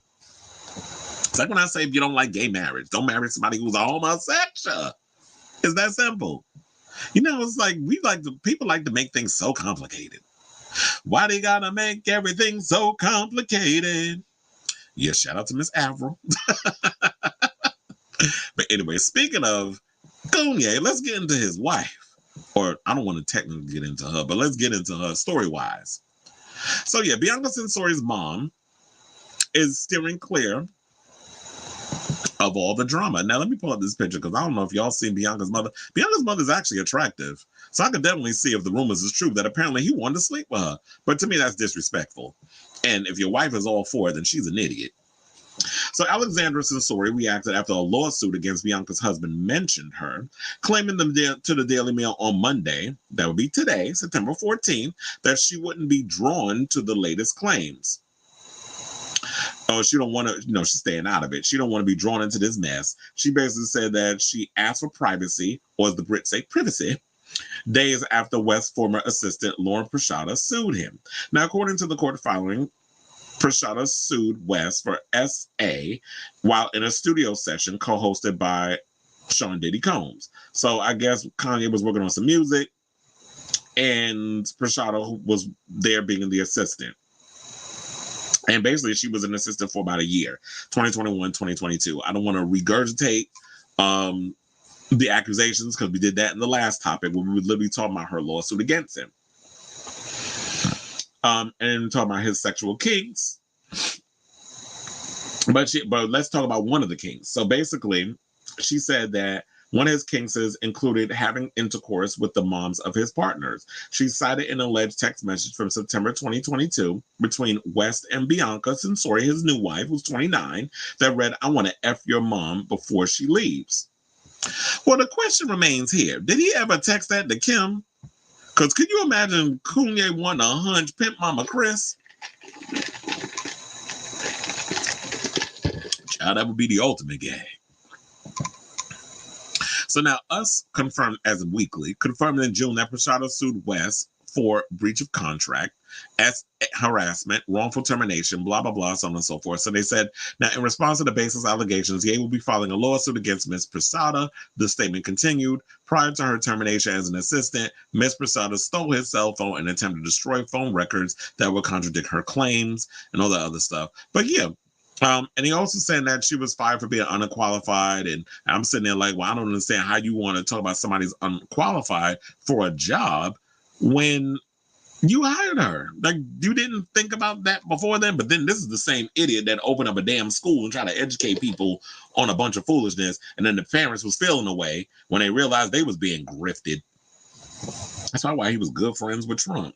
Like, Ye's school ain't no different than Trump University and all these other scams they got going on.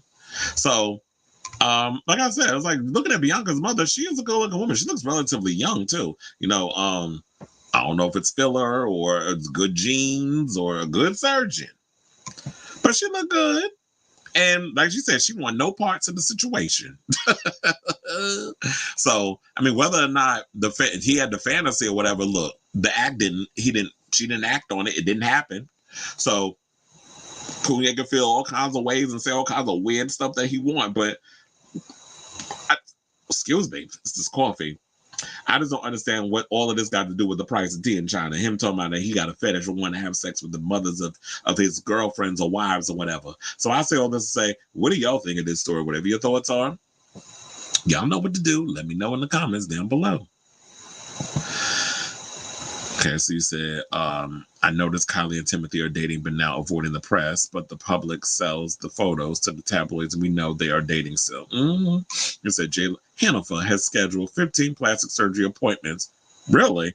The Madonna-type surgery is rumored to be her way of dealing with the divorce. She hates seeing herself in the mirror and is willing to destroy her body to kill the girl that... Well, no, first of all, I don't believe that story. I do not believe that Jennifer would ever do that. First of all, she works too hard on that damn body to destroy it to get back at Ben. The real destroy situation for Ben is to pretend his ass didn't exist, for her to get this divorce going, for her to move on, and to pay his ass dust, his flat ass, because he ain't got no behind. So she need to just pay him dust. He got dick though. I seen it. But he ain't got no behind. He flat in the back. So pay him dust, move on. And the best revenge I always say is success. Not going under the knife and destroying what you have. Hannibal looks good at 55. Like, there's many girls half her age that would kill to have the body that she has. And she worked hard for that body. So she physically always tries to maintain her looks, her body. And for her, now don't get me wrong, do I believe that she has had a couple of nips and tucks? I do. I do not believe all that is natural. I'm talking about in the face and things. And maybe probably in the body. I'm sure she has a little liposuction or things of that nature. But look, money well spent if she has had the things done. But for the most part, I would not don't go out here cutting your face up looking like Vicky from Terrifier 3 just because you want to piss off Ben. While he out here dyeing his beard, trying to get rid of his grays. Yeah, I see that picture. He had all them grays up in his beard now. Excuse me, my allergies. Now he dyed it black. And I seen the tabloids was mocking him over it. Friends are begging her to do therapy instead of, well, look, didn't she say she went through therapy? Was that all a lie, Jennifer? Was that a lie that you went through therapy? I know Fat Joe is your no, I'm just joking. We know Fat Joe ain't really her therapist. But in that movie musical, he was. So I say, look, go get your therapy. Go speak to somebody. Don't go. Is the therapist that the Menendez brothers had still alive? I'm gonna say if he is, don't go to him. Don't even go to just get you a good therapist. Just get all your stuff out and work on healing yourself. Surgery is not the answer. Working out 3 times a day is not the answer. Just do your job. And cater to your family and friends that truly care about you. Like, that's what all that matters. Like I said in the last thing when we talked about Jennifer, I said, at the end of the day, a lot of people be looking into the men or their relationships as that person that's going to make them feel whole and complete. Sometimes it's not even in the people that we have relationships with. Sometimes that love is through your kids, is through your parents, is through your friendships. And I feel like that's what it is with me. Now, if love comes my way, I ain't going to knock it, or reject it. But for the most part, I feel like I get a lot of true love and like that overall love from like my friendships with some of my closest friends, my parents, and just people that I'm in a good rapport with. Now, if the love comes, it is what it is. I'm not going to, like I said, I'm not going to reject it, but I just feel like she's always looking for love in all the wrong places. I wasn't trying to go there with that, but it just came to me. I just had to go with it. She's looking for love in all the wrong places. Stop looking for love. I told her to be like Jennifer, you need to be like Madonna or Madonta and Cher. Just get you some young meat. Let him turn your coochie into mush meat. Have him make your coochie look like that Arby's meat. And then, afterwards, go about your merry way. Just let them scratch your itch that you get, because we all get horny. But then don't try to get in a relationship, because these men ain't shit. Well, the ones you getting with ain't, for the most part. Okay, so now let's move on. Let's talk about Anso Julia Fox, because we on Kanye roll right now, who is opening up about her relationship with Kanye. And, well, she's opening up about her past relationships in general, but she is in particularly opening up about Mr. West. And she said the following: if I could get the damn photo up, chair, I almost opened up the Chris Brown one. Okay, there we go. So she said, I regret that relationship so much. This is what she told People magazine of Kanye, whom she apparently described as the artist in her 2023 memoir, Down the Drain. I hate it. I was only a few weeks. Well, she said it was only a few weeks, but enough to last me a lifetime.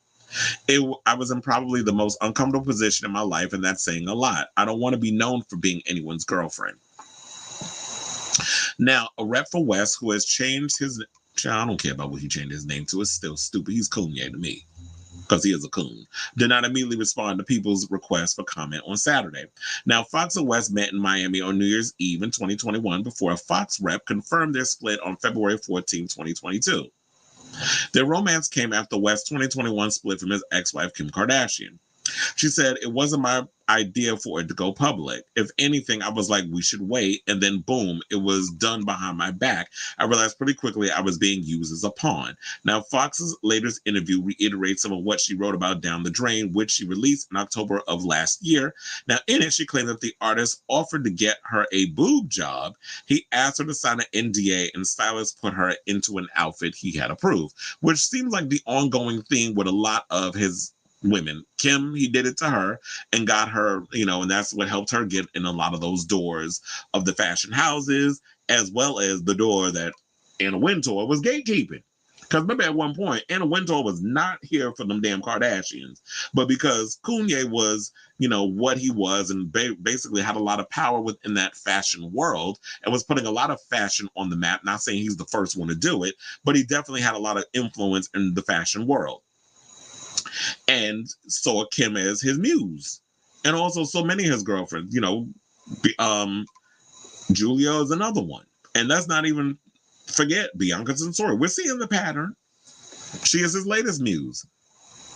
I feel like he's trying to create his own version of Amanda Lepore through all the women that he's been with. If you know the Amanda Lepore reference, you know, because Amanda is that girl who is a muse to a lot of people in the world of fashion, particularly David LaChapelle. And that's like history I'm giving y'all. So she said, "I really credit my son for being my grounding force." This is what she said of her now 3-year-old son, Valentino, who she says was ex-husband Peter Artemev. I think that's how you say his name. She was like, it was like, I can go down this spiral because no man, no matter how rich or famous, is worth 1 minute away from my child. Well, you know what, Julia, this is cute or whatever, but I'm side-eyeing you on this. First of all, you both got something out of the relationship. Kanye, like I said, likes to try to turn all the women that he gets into relationships with into his own version of Amanda Lepore. Like, he literally wants his own little doll and his own, all these women he sees as muses. He's acting like that he's Karl Lagerfeld, and he's got his little supermodel on the side that he gets to dress up like his personal Barbie doll. And so, over the years, many of the women, from Amber Rose, even Kim, and Bianca, they've all benefited from being in a relationship with Kanye, who was at one point a talented rapper who became a madman in a lot of the political stuff and a lot of the stupid stuff he said over the years, even throwing his own people under the damn bus. Hence why I call him Kanye. So it's cute or whatever that you could sit up here and talk about this whole thing and just act like you were completely oblivious, but you knew that getting with Kanye, it was going to give you certain benefits and gain you certain access in a lot of different places, similar to the thing with Kim and a lot of the fashion world who were not taking her seriously, but now they do. Thanks to Kanye getting her in those rooms because she was in a relationship with him. So it's all pretty much like an exchange of situations. Nobody knew who you were except you were in that movie Uncut Gems. Now, since post Kanye, she has been in things. Charlie XCX put her in her 360 video. Up there, she's up there with Chloe Sevigny. Well, I won't say you will ever be on the level of a Chloe Sevigny because Chloe Sevigny is an icon. But you are in that iconic sort status where you're pretty much a socialite. And then she had the reality show that was on E! With Laura Roche. I haven't seen that yet, but I know she had like the fashion show that she was on. And she's become kind of like that fashion girl. She's been going to Fashion Week. She's known for her kooky outfits. So she's in that conversation. She's being maneuvered through the fashion space. So, girl, you know what you was doing. I mean, it's cute or whatever that you put what you put in your book, but you knew. So I say all this to say, what do y'all have to say about this story? I like you, Julia, but we got to call a spade a spade. So whatever your thoughts are, let me know in the comments down below. Okay, so now we have a comment. Robert says, key advice, stop looking for it, let it find you. Okay, so now let's move on again to some more fashion news and talk about Nicole Kidman and Salma Hayek. Apparently, these two ladies got a bit. There was a bit of a situation that happened actually a couple of weeks ago, but this video started making the rounds on TikTok and a couple of places over the weekend. So we're talking about it. So Nicole Kidman and Salma Hayek were caught in an awkward moment at the Balenciaga show during Paris Fashion Week, which saw Nicole walk off as pal Katy Perry wipes on. So yeah, in the video you'll see three women in the picture. So apparently they were surrounded by paparazzi. Well, they weren't in Italy; they were in Paris, though. I do my Italian accent poorly. But anyway, so Katy Perry, Salma Hayek, and Nicole Kidman were in this whole situation together, and it was a bit of confusion. So Nicole's 57. Look at how she look. Okay, anyway, girl, lay off the fillers. Nicole 57 and Salma, who's a year older, who just turned 58 in September 2nd. That's why I call her my Virgo twin. Because we both share a birthday. It's me, her, Cat Williams, and Keanu Reeves. We're the Mount Rushmore. Yeah, I'm including myself in that shit, and I don't care. So Salma, who's 58, was standing in front of the photographers along with Katie when the altercation emerged. Now, the video of the moment has gone viral, which shows the three ladies on September 30th in the French capital. It appears as though Salma is trying to get Nicole to turn around and face the camera as she used the arm to move her. And then they were saying, like, Nicole was being disrespectful. So I do have the clip. I'm going to show y'all. I'm probably going to have to mute it. Or probably not. Well, I know I wanted to show you the TikTok one. The TikTok one had music. So I couldn't really play that one because I feel like I would have gotten demonetized. So please hold. Salma, one more, please. One more, please. Oh, hold on. Let me mute it. So yeah, so you see Salma looking confused and like trying to play to the cameras, and then Nicole, I don't know, they had a little said something, then there goes Katie right here with the shades on. It took me a second to realize who that was. I thought that was probably like Arca or somebody.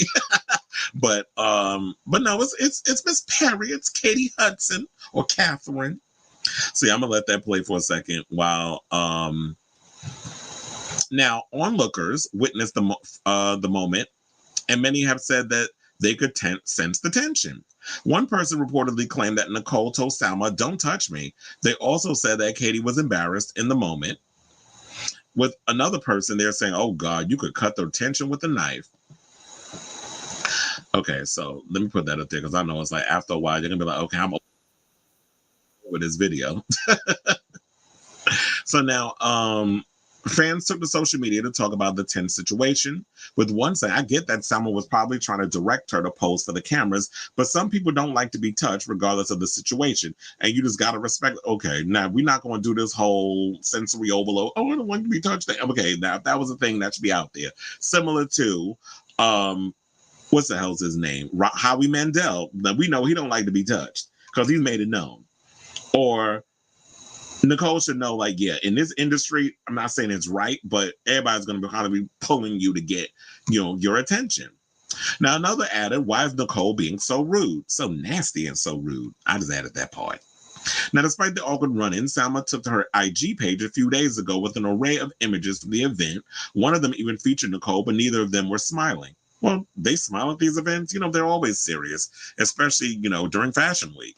I've done New York Fashion Week, so I know it could be like a pressure cooker and it's stressful and everybody trying to get your picture. Not that I've ever been on the red carpets and stuff, but I've sat, and watched Fashion Week in New York. So I get that it could be stressful and there's a lot going on and you're running from show to show and it could be stressful. And then I saw a video earlier of Nicole in the outfit that she had on that you saw that she's walking on cobblestones and heels.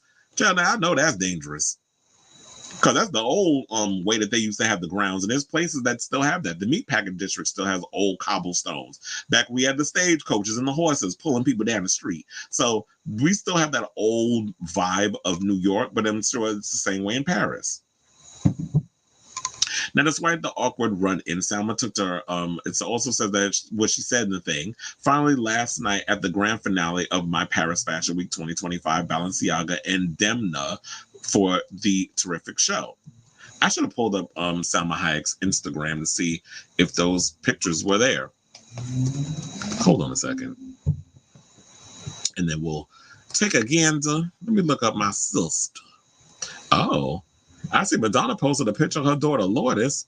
Is something special going on? Well, I may have to. Oh, today's her birthday. Oh, happy birthday, Lourdes. I forgot that today was her birthday. But this ain't about Lourdes Leon. Let's continue and go over to Salma Hayek. And it came up immediately. And let's see if those pictures are there. I don't want to have to like try to scroll through all these photos. Where I did see that she posted a picture of Matthew Perry.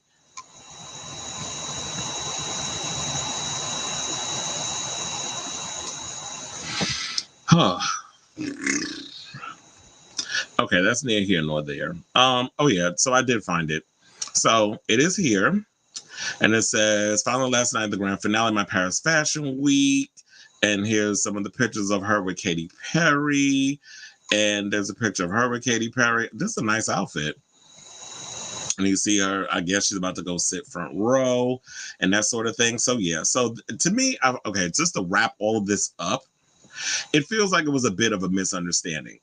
It felt like that,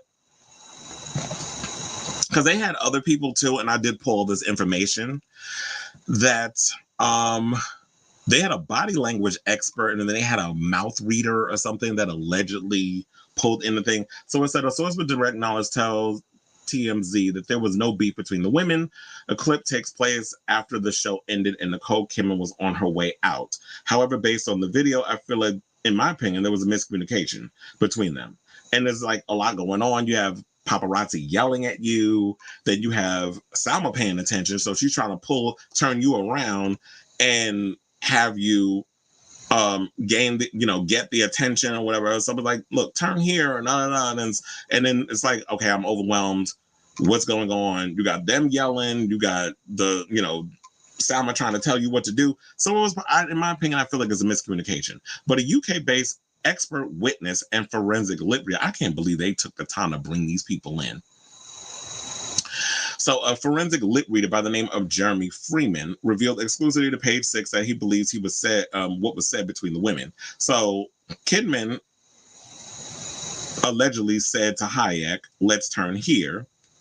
And then per Freeman, the Big Little Lies star then responded, "Hey, I'm fine. I'm good. There is enough.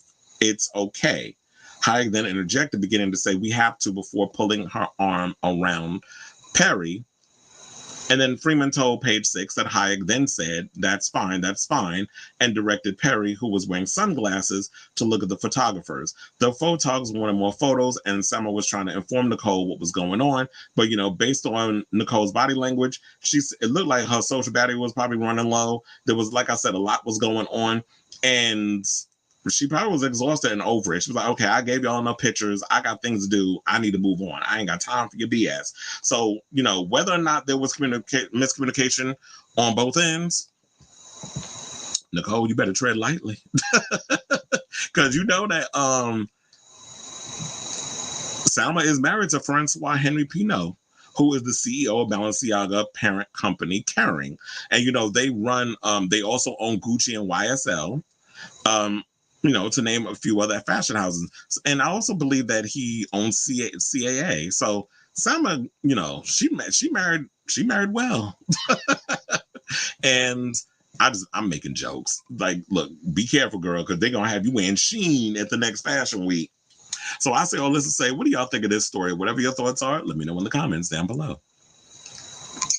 It's like, yeah, do y'all believe that it's much ado about nothing? It was a miscommunication? Okay, so you said Celebration Tour launch. And that's funny that the Celebration Tour launched a year ago. And yeah, the show, time does fly. It really does. And then what was it? And then here's Lourdes' birthday. I totally forgot she was a Libra. And he said, check your inbox to show your viewers why this election, the cover of the New Yorker, actually spills the tea. What's the biggest thing at stake? Well, child, we already know, because I just saw something in regards of, what was it? There was something, I think it was on Roland Martin. I think that's where I saw it at. And they were talking about, let me go to my history, because that's where I saw it at.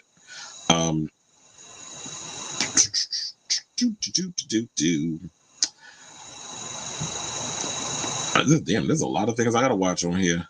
But they was talking about how I don't know, something or another in regards of like how he's specifically gonna try to destroy Black people, particularly Black entrepreneurs and things of that nature. Because I see one of them. They said institutionalized Trumpism.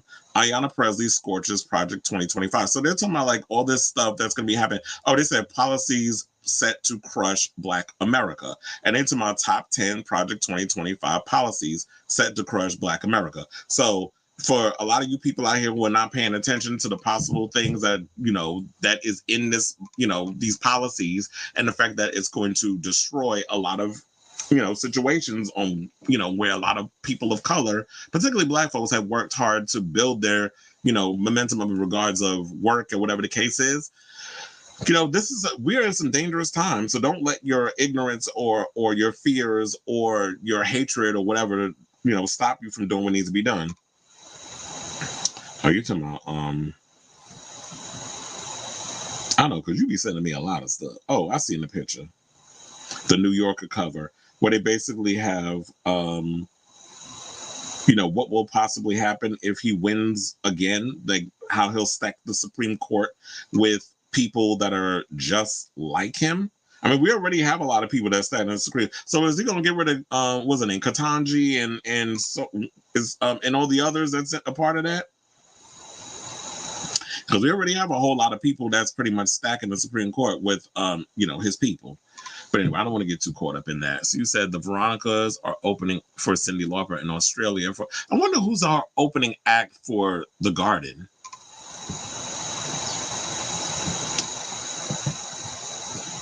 The highest court, 6 of the 9 members are painted like Donald. Oh yeah, where the 3 liberal justices are presented. Yeah, I saw that. Yeah, that's why, and I just actually posted that on my social media. Okay, so now let's get into some more fashion news. And let's talk about Miss Aoki Lee Simmons, who was talking about she's walking away from the modeling world because she's tired of being compared to her mother. Well, girl. Well, anyway, I'll give you all my overall thoughts when we get to it. So Aoki Lee Simmons, the daughter of model Kimora Lee Simmons and music mogul Russell Simmons, announced that she plans to leave the modeling industry after criticisms about her looks and comparisons to her famous mother, saying that she's probably going to wrap up modeling soon. I have the clip actually from TMZ. So what we're going to do now is we'll actually go over to what she had to say, and then we'll come back with the rest of the show. Please hold. It's hard to go somewhere and get told over and over and over, no, you're not pretty enough, no. I think I'm probably wrapping up modeling soon. I'm I'm like getting a job in my degree field, but while I'm still here, I should do my best. I just feel like, does that make sense at all? I hope I don't sound whiny. It just feels like one big fat, like, comparison all the time. Like, okay, you're not as good. I get that. Like, my mom is always going to be a way better model than me, but it's just annoying to have that comparison sometimes. I think I'm going to end up switching back to working in government with my degrees in. But while I'm here, I'm going to do my best. It's hard to go somewhere and get told over and over and over, no, you're not pretty enough, no, you're not pretty enough, no. So, like, that's not a fun time. I don't need a coach. I'm a good model. I know that sounds like conceited. It's not. I worked really hard at it, but it's a hard industry. Like, there's a lot of beautiful, great girls who are great models who don't have a job. My mom always taught me that if you're going to leave something, like, just in general, like, I'm taking the foreign service test so I can get back into international relations, which is what my degree is in. you should finish out strong and finish out with respect to the job and the industry that you chose to be involved in. So I'm going to go finish strong. Okay, so that's her situation. I know some people are gonna look at this. Oh, here go this nepo baby out here complaining over the fact that she, is gonna leave Molly because it's so hard and all this other stuff. And it's like, yeah, look, there's a long list of people in the modeling industry who are nepo babies.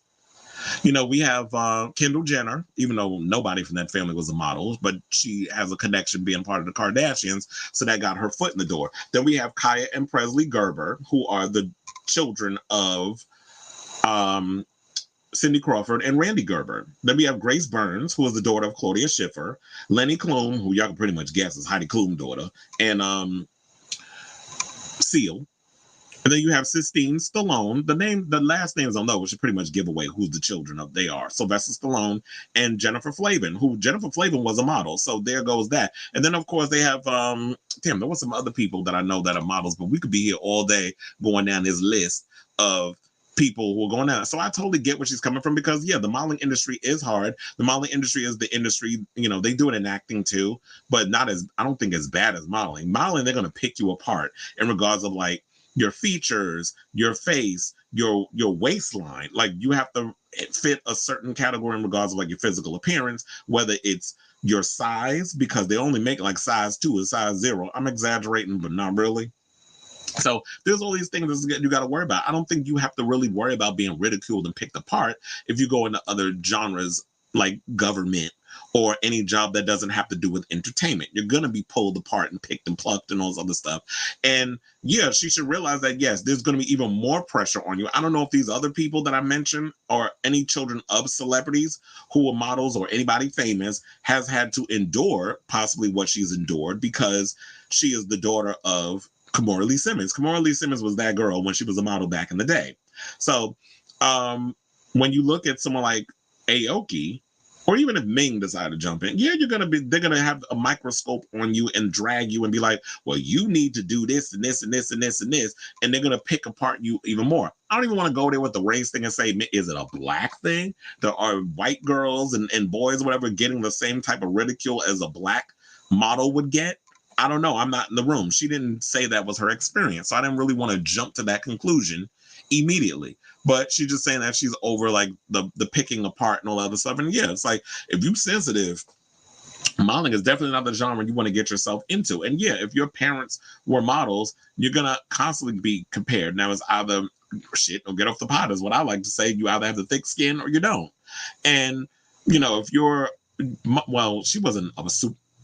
Kimora wasn't a supermodel. She was a model, but she wasn't a part of the supermodel situation. But she was a good, successful model in her own right. Now, when it comes down to it, it's either you do it or you don't. But if this isn't for her, then don't do it anymore. That's all I got to say on that. So, modeling is a short-term gig at the end of the day. So make your little money, save up, and then use that money to pursue what it is that you want to pursue. I mean, she's still young enough. She's still trying to figure out where she fits in the world. Kids don't always have to jump into the thing that their parents always did in order to find some sort of success. So just figure it out. She'll figure it out. They always do. So I say all this to say, what do y'all think of this story? Do y'all think that Miss Nepo Baby, Aoki Lee is just whining and complaining per usual, even though she said she didn't want to try to come off that way, but it does sound a bit like it is.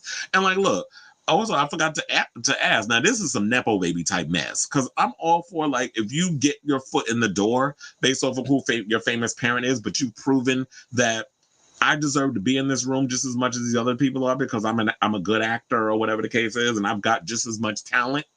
Then I'm not that bothered if you prove yourself. However, I did kind of side eye this situation recently with Matthew McConaughey and his son Levi, who's about to star in his very first movie, and how his father was on set coaching him. I was like, oh, wait a minute. Now we giving out private acting lessons? Like if your son is that person that wants to get up in here and pursue the career and wants to be a part of this situation, then I'm here for that. But you coming up in here on the sidelines like your son is playing football, you the coach, and he got up and he's playing on the same team. So that's the same thing they would say about what's his name, LeBron James and his son being on the same team. So now if there was, look at me being butch. But anyway, when it comes down to that whole situation, when you bring that up, it's just sort of like it feels a little too nepo-ish.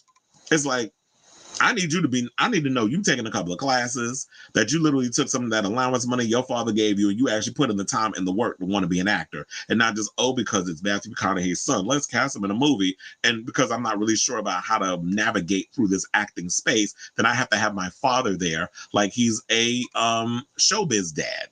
Like, those type of showbiz parents that kids, y'all, go out there and do your little dance for everybody. I'm trying to trot them along, that sort of thing. That's what it was giving when I heard that story. So let me know what you guys think of this story in the comments down below. Okay, so now we have, let's move on to Chris Brown. And let's talk about this whole situation, how there's some women who are upset over his upcoming concert in South Africa, where they're saying the Backlash petition basically was signed by 28,000 plus people. So Chris Brown is headed to South Africa for a pair of concerts in December, but a women's right advocacy group has launched a petition seeking to ban him from taking the stage due, of course, to his history of violence and all the things that he has been accused of. And also, let's not forget, he has that, I don't even know how many episodes there is, but we'll call it that documentary docuseries that's supposed to be coming out from the people that did the Quiet on Set docuseries, and where they're going to dive deep into his history of violence. So shout out to Billboard for the story. So they said Chris Brown's headed to, now Women for Change is the name of the actual, women's right advocacy group. They basically started a petition on October 2nd on change.org that boasts more than 28,000 signatures as of press time, hoping to stop him, who pleaded guilty in 2009 for assaulting then-girlfriend Rihanna and was sentenced to probation and community labor from performing in South Africa, which the BBC reports has a long history of abuse and one of the highest rates of femicide and gender-based violence in the world.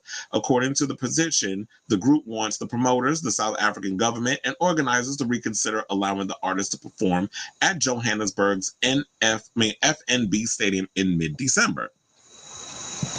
Saying his concert is scheduled just days after the global commemoration of the 16 days of activism against gender-based violence, making the event a direct insult to the millions of women and girls affected by violence in South Africa and worldwide. This is what reads the petition.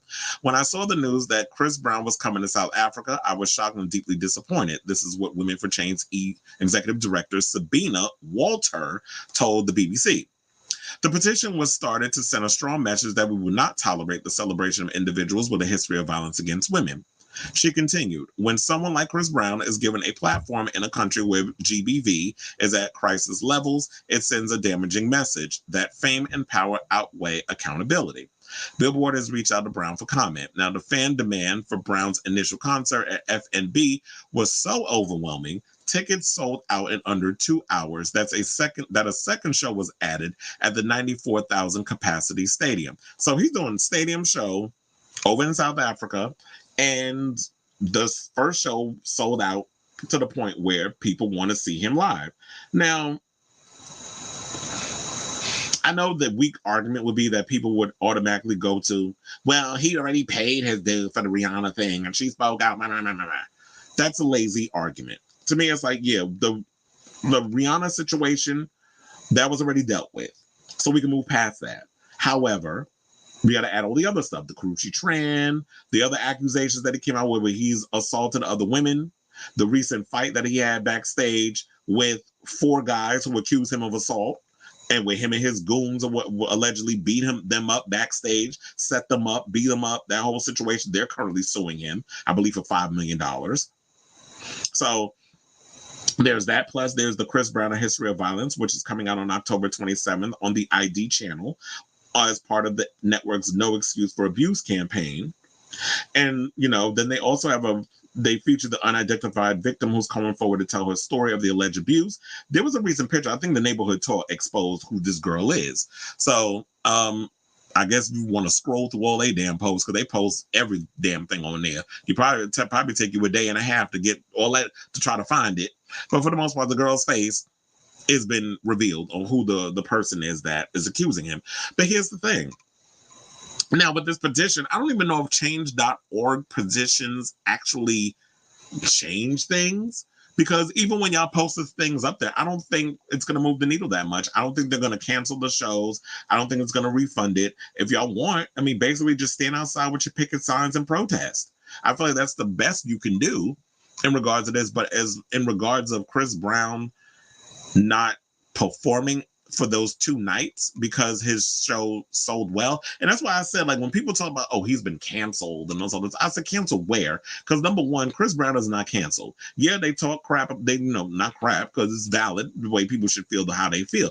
People are talking about him. People put their stuff out there. People let it be known that they don't like him because of his reputation and all this stuff. But at the end of the day, I don't feel like it hurts him because people are still going to his shows. His arena tours have sold out all over the United States. I don't know how well it's done overseas because I can't account for overseas. I don't live overseas. All I can tell you about is the United States. But his arena shows have done relatively well for him. He's accumulated a whole lot of money, and people like the bad boy stuff, which is why he continues to feed into that.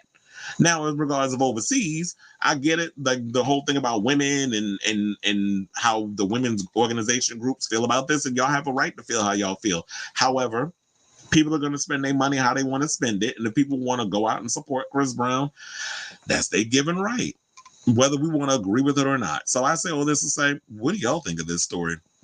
Are y'all for these the women's right campaigners, or do you feel like Chris Brown should be able to perform the way he performs or whatever? It's not up to me to decide because I ain't going to go see him. And people should be allowed to spend their money how they spend it. So whatever your thoughts are, let me know in the comments down below. Oh yeah, I did see that. Live Nation is facing a $1 trillion lawsuit over the Ticketmaster data breach. Oh yeah, I forgot about that whole data breach. Didn't they have another data breach recently? You said as the Swiftie lost all the tickets to the remaining 18. Oh yeah, you're talking about the recent one. That's one the situation. So it said tickets to the shows after being bought. Chris Brown left pop music a long time ago, went to a genre that basically celebrates his play and bad boy lifestyle.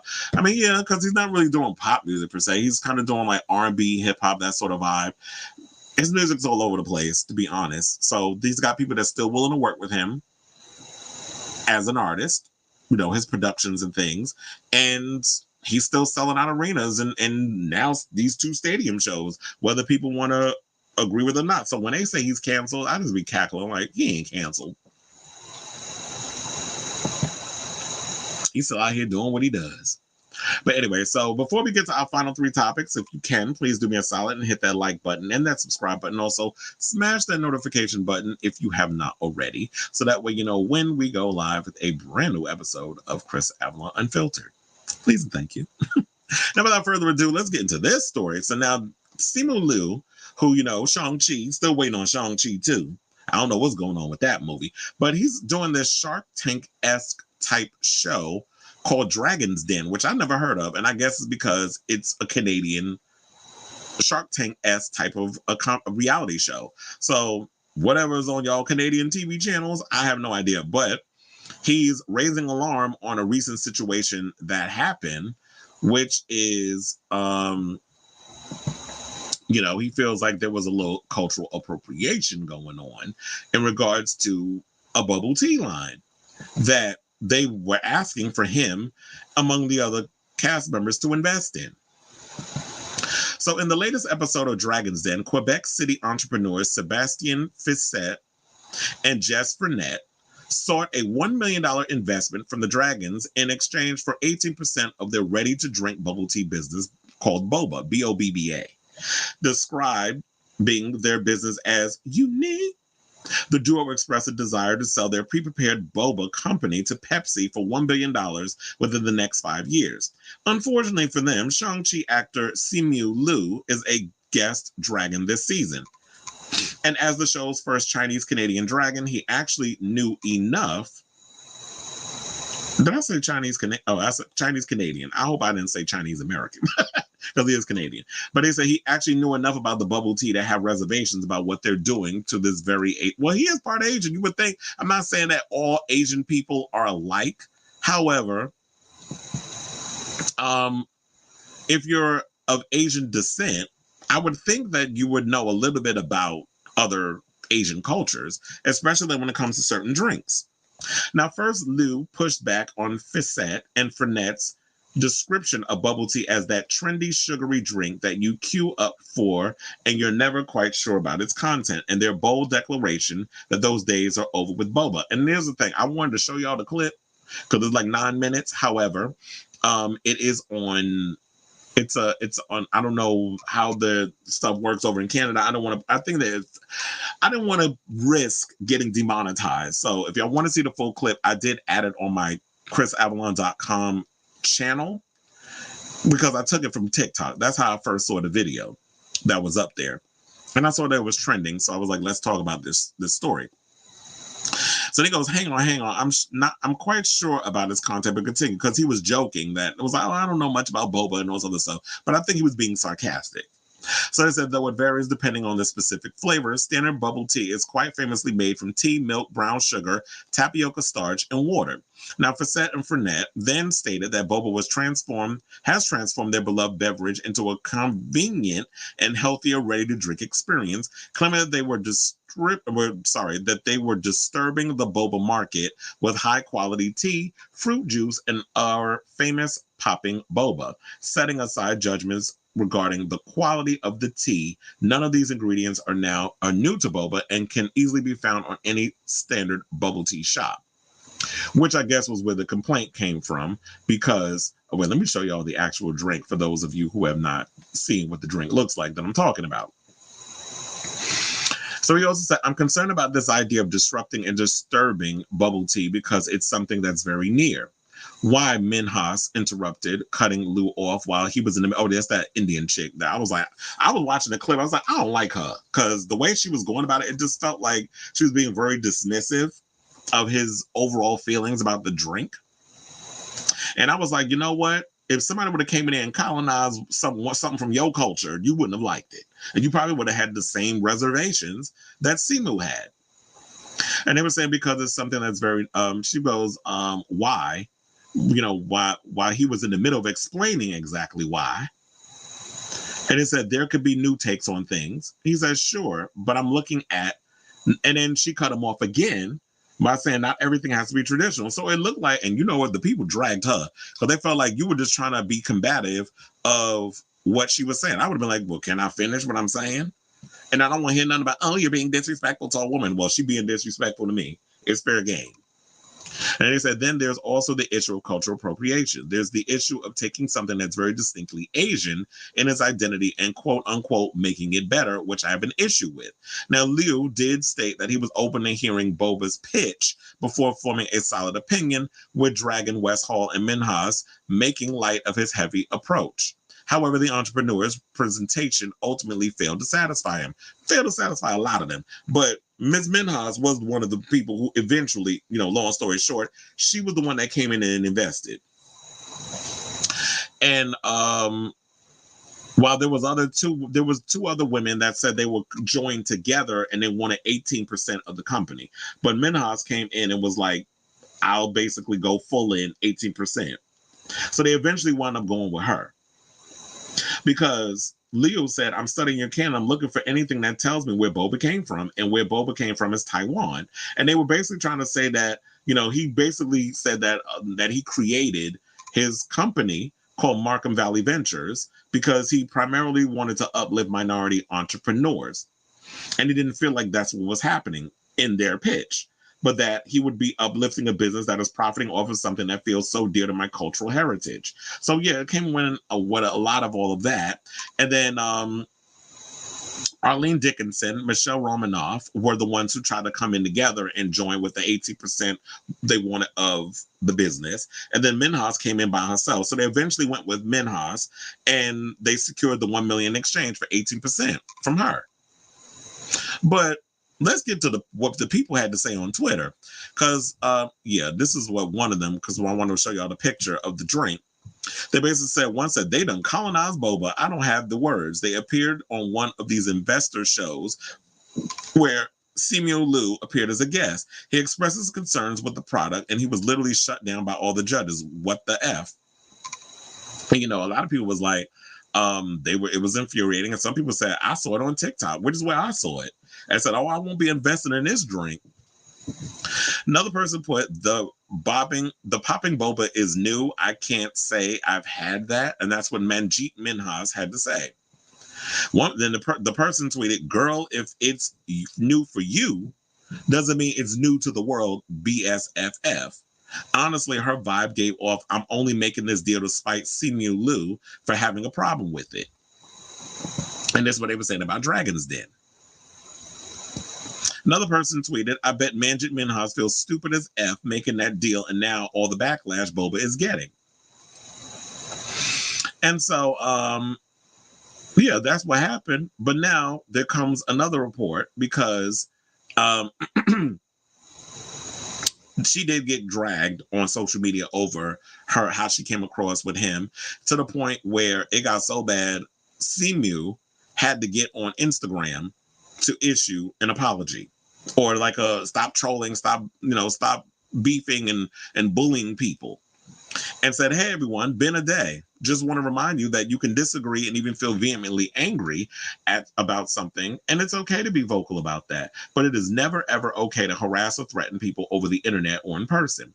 The entrepreneurs in question came on the show and pitched the business in good faith. I disagreed with some of their decision-making. I stand by my thoughts, but I do not believe they deserve any negative ill will. It is a learning moment and a lesson that they have surely already understood. If we cannot engage in thoughtful and compassionate dialogue, nothing will change. And that is exactly, I'm glad that Simu came to that conclusion, because I do feel like that. I do feel like a lot of times people are so quick to jump on social media and bully and curse people out and call people names and tell you to go unalive yourself and all this other stuff whenever somebody does something that you disagree with. And I feel like we need to go back to a time where we can have disagreements with people, regardless of how painful it may come across. And because that's the only way we're going to come to a conclusion of change, understanding. Like I've talked about it before, white people have racial blind spots, and it's not just with black people, it's with people of color in general. So while you're looking at this thing of, oh yeah, I'm going to capitalize on this thing because it's a way for us to make money and we're going to invest in it, and it's this great thing, you're not looking at it as, oh, well, you're taking something that was originally created by Asian people and now you're trying to profit off of something. It comes across as colonizing. So white people got racial blind spots, and it's like, yeah, we need to point those things out with people and not be so quick to, harass or be negative or be, and all other stuff. But I will say all of this to wrap this up. They basically said that Manjeet, since the report of the online backlash, she withdrew her $1 million investment offer. And that was from TMZ, because I did look at it. I was like, I need to know if there's a resolution with all of this other stuff. So apparently they wrapped it up. It is what it is. And I say all this to say, what do y'all think of this story? Will y'all be out here drinking that bubble tea drink? I am a fan of bubble tea. I remember when I moved to LA like 5 years ago, I was drinking bubble tea like crazy because a friend of mine introduced me to it. I wasn't big on bubble tea when I was in New York. I don't even think it was a big thing when it was in New York. Maybe I wasn't paying attention. But when I lived in LA, I was drinking bubble tea and stuff, and I liked it. And my sister is someone who's a big fan of bubble tea. So I like the drink. And me, I've always associated with Asian people. So, and every now and again, I'll have a bubble tea. I mean, it's not my go-to drink of choice, but yeah, I was just feeling a little weird about it. I was very much on Simu Liu's side regarding this story. So let me know what you guys think of this story in the comments down below.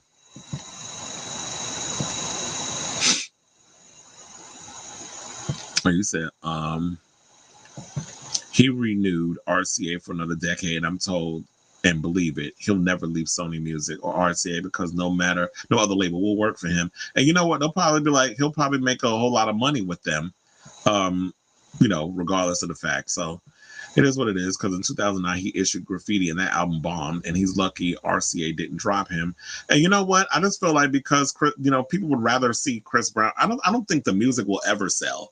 I just think that people will go there's something about him that they just know that he's a good live performer. So it's the same thing I always say about how you feel about Nicki Minaj, how you feel about Justin Timberlake and all this stuff.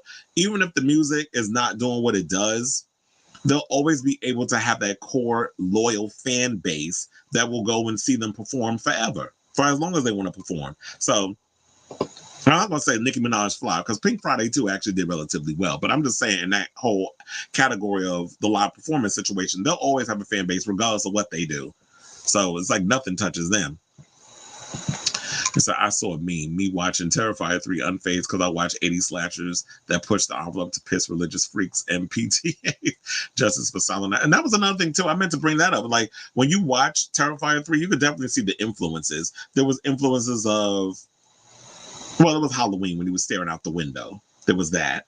There was also Silent Night, Deadly Night was clearly an influence. Black Christmas was another one that I was like, yeah, they basically got that.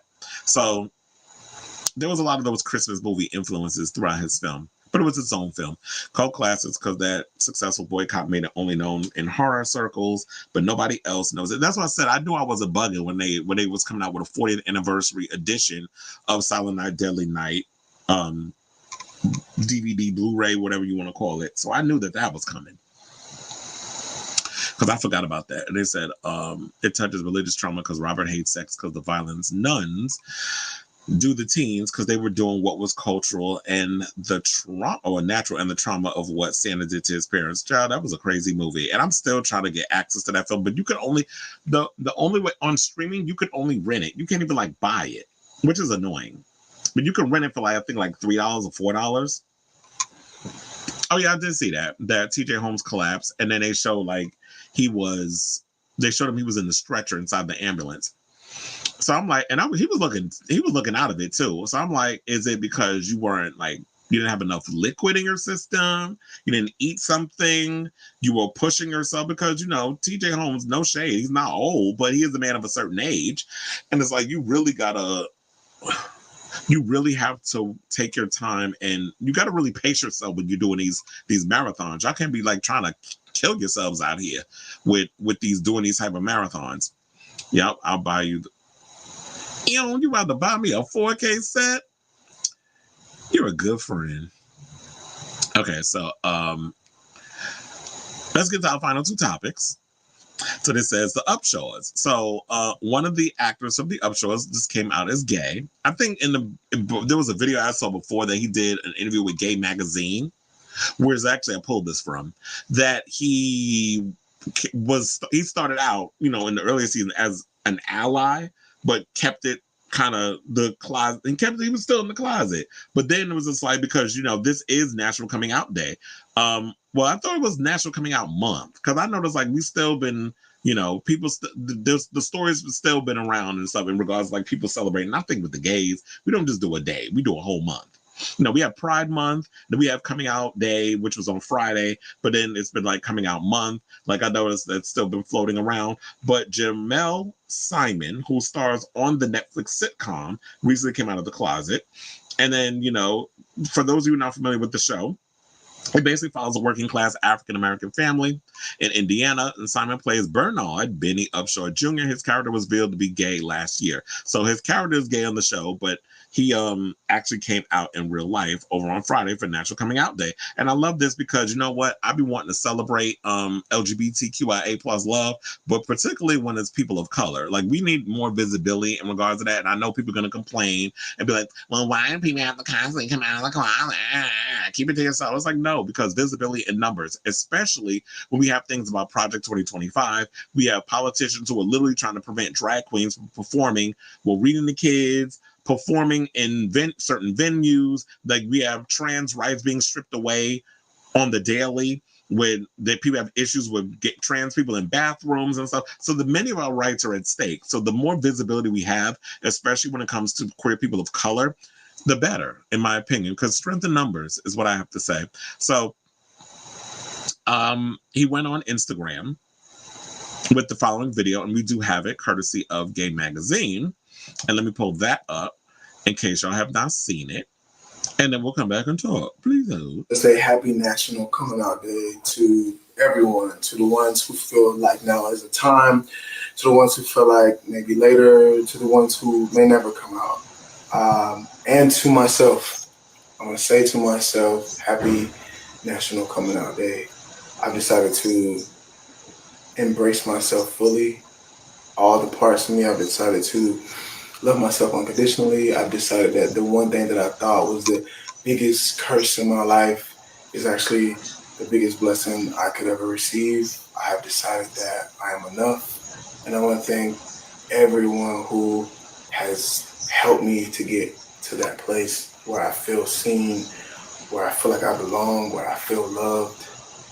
Thank you for that. Thank you for providing a space where I can come on the internet and say, I am a Black gay man. Happy National Coming. I just want to.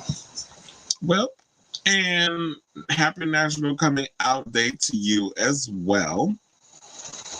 Because like I said, strength in numbers, and we definitely need, those people that can come out and truly be, their authentic selves and things of that nature. And I want to pull up some of the comments and see what some of the people were saying.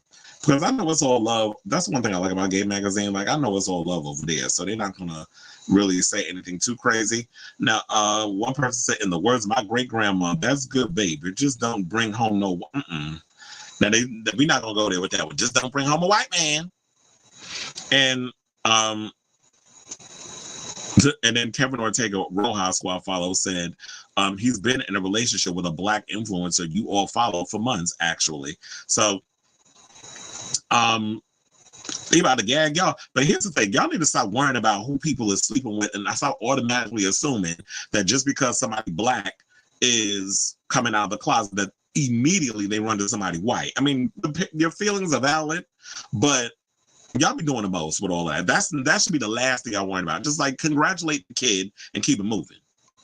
Another person said, whether you knew or not, and in parentheses said you didn't, please welcome this man into the community with open arms and without all the derogatory comments. I hate when a person finally gains the strength to come out on their own terms and people have insensitive things to say like salute. Insensitive things like that to say. Salute Mr. Jermelle Simon. So, so it seems like a lot of the people is giving him his flowers, as they should. Another person said, it seems like many of us don't know what coming out is all about. We automatically think it's just about allowing everyone to know, but it's more about honoring and existing in our full truth. Whether you knew all along or not means something to you for whatever reason. Maybe it's some sort of self-gratification, or maybe it's your own trauma being clockable, showing up. Whatever the case, kudos to Jermelle Simon for coming out a more of himself. Releasing his truth will open up so many amazing life experiences for him. Absolutely. And who knows, maybe we'll see him in some other projects, as we should. He is, he's a pretty good actor. And I do agree with that. I feel like, I hate when people just, we knew. Like, you always want to be quick to clock somebody. It's just let people just be who they are and just let's welcome them, with open arms, as we should with a lot of our, situations. So congratulations to you, Jermelle. And, I'm looking forward to seeing more from you in the future. So I say all this to say, what do y'all think of this story? Like I said, shout out to him for coming out of the closet. I'm here for you and all that other good stuff. So whatever your thoughts are, let me know in the comments down below. Okay, so let's get into our final topic, where we talk about this little relationship tea, where I just happened to see this online. So there was a guy who said that they love their trans boyfriend, but sometimes they miss a certain body part. And I'm sure y'all can guess what body part that is.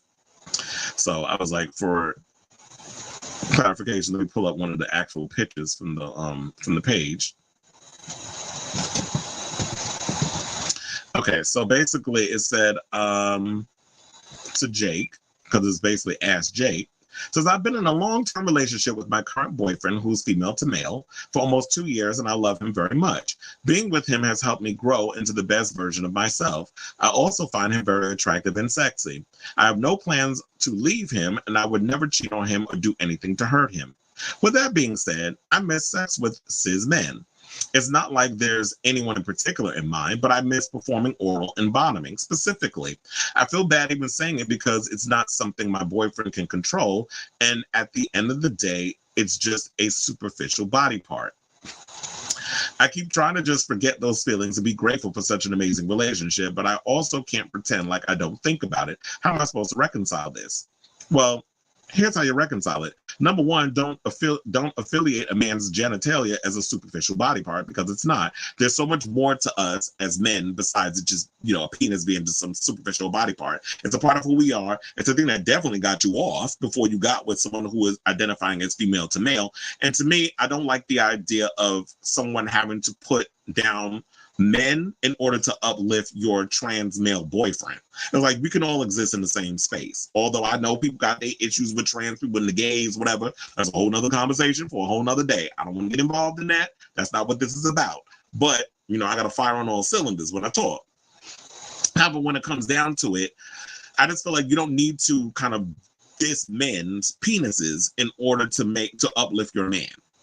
Now, when it comes down to relationships, this is where I feel like is an issue when it comes to this whole idea of monogamy. I'm not saying you need to go out and cheat or possibly open your relationship, but people in this day and age have to stop with this idea of thinking that one person can satisfy all of your sexual needs or even all of your emotional needs. I feel like a lot of times when we come into relationships, I can have a boyfriend and he can satisfy certain situations and I can talk to him about certain stuff, but then also I confide in my best friends and my closest friends on things that maybe I'm not comfortable wanting to talk to my significant other about, or feel that I'm, in a place where I would want to talk to them about that.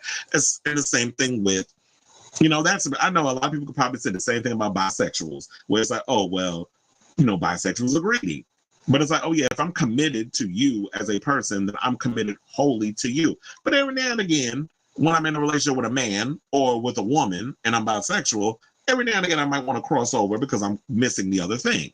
Same thing with if you're a guy who happens to be dating someone who happens to be a trans male, how do you feel about someone who, being with someone who is biologically male and you miss actually taking something up the behind or oral? I know some people like, well, put the strap on.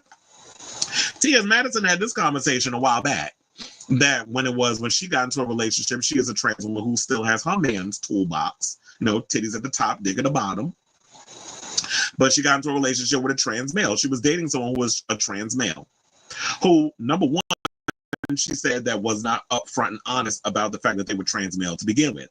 But meanwhile, you were a trans woman. So you would think that in that situation, they would be more understanding. If you're a trans male getting with a trans woman, y'all kind of have that same ideology of, what it's like of rejection and not wanting to fully be upfront and honest about your thing. So if I want to be with someone, I'm going to be upfront with who I am from the beginning. But she said that he was not that way when they got together. And then when they were together, it's like, oh, I don't want to see your between me down there.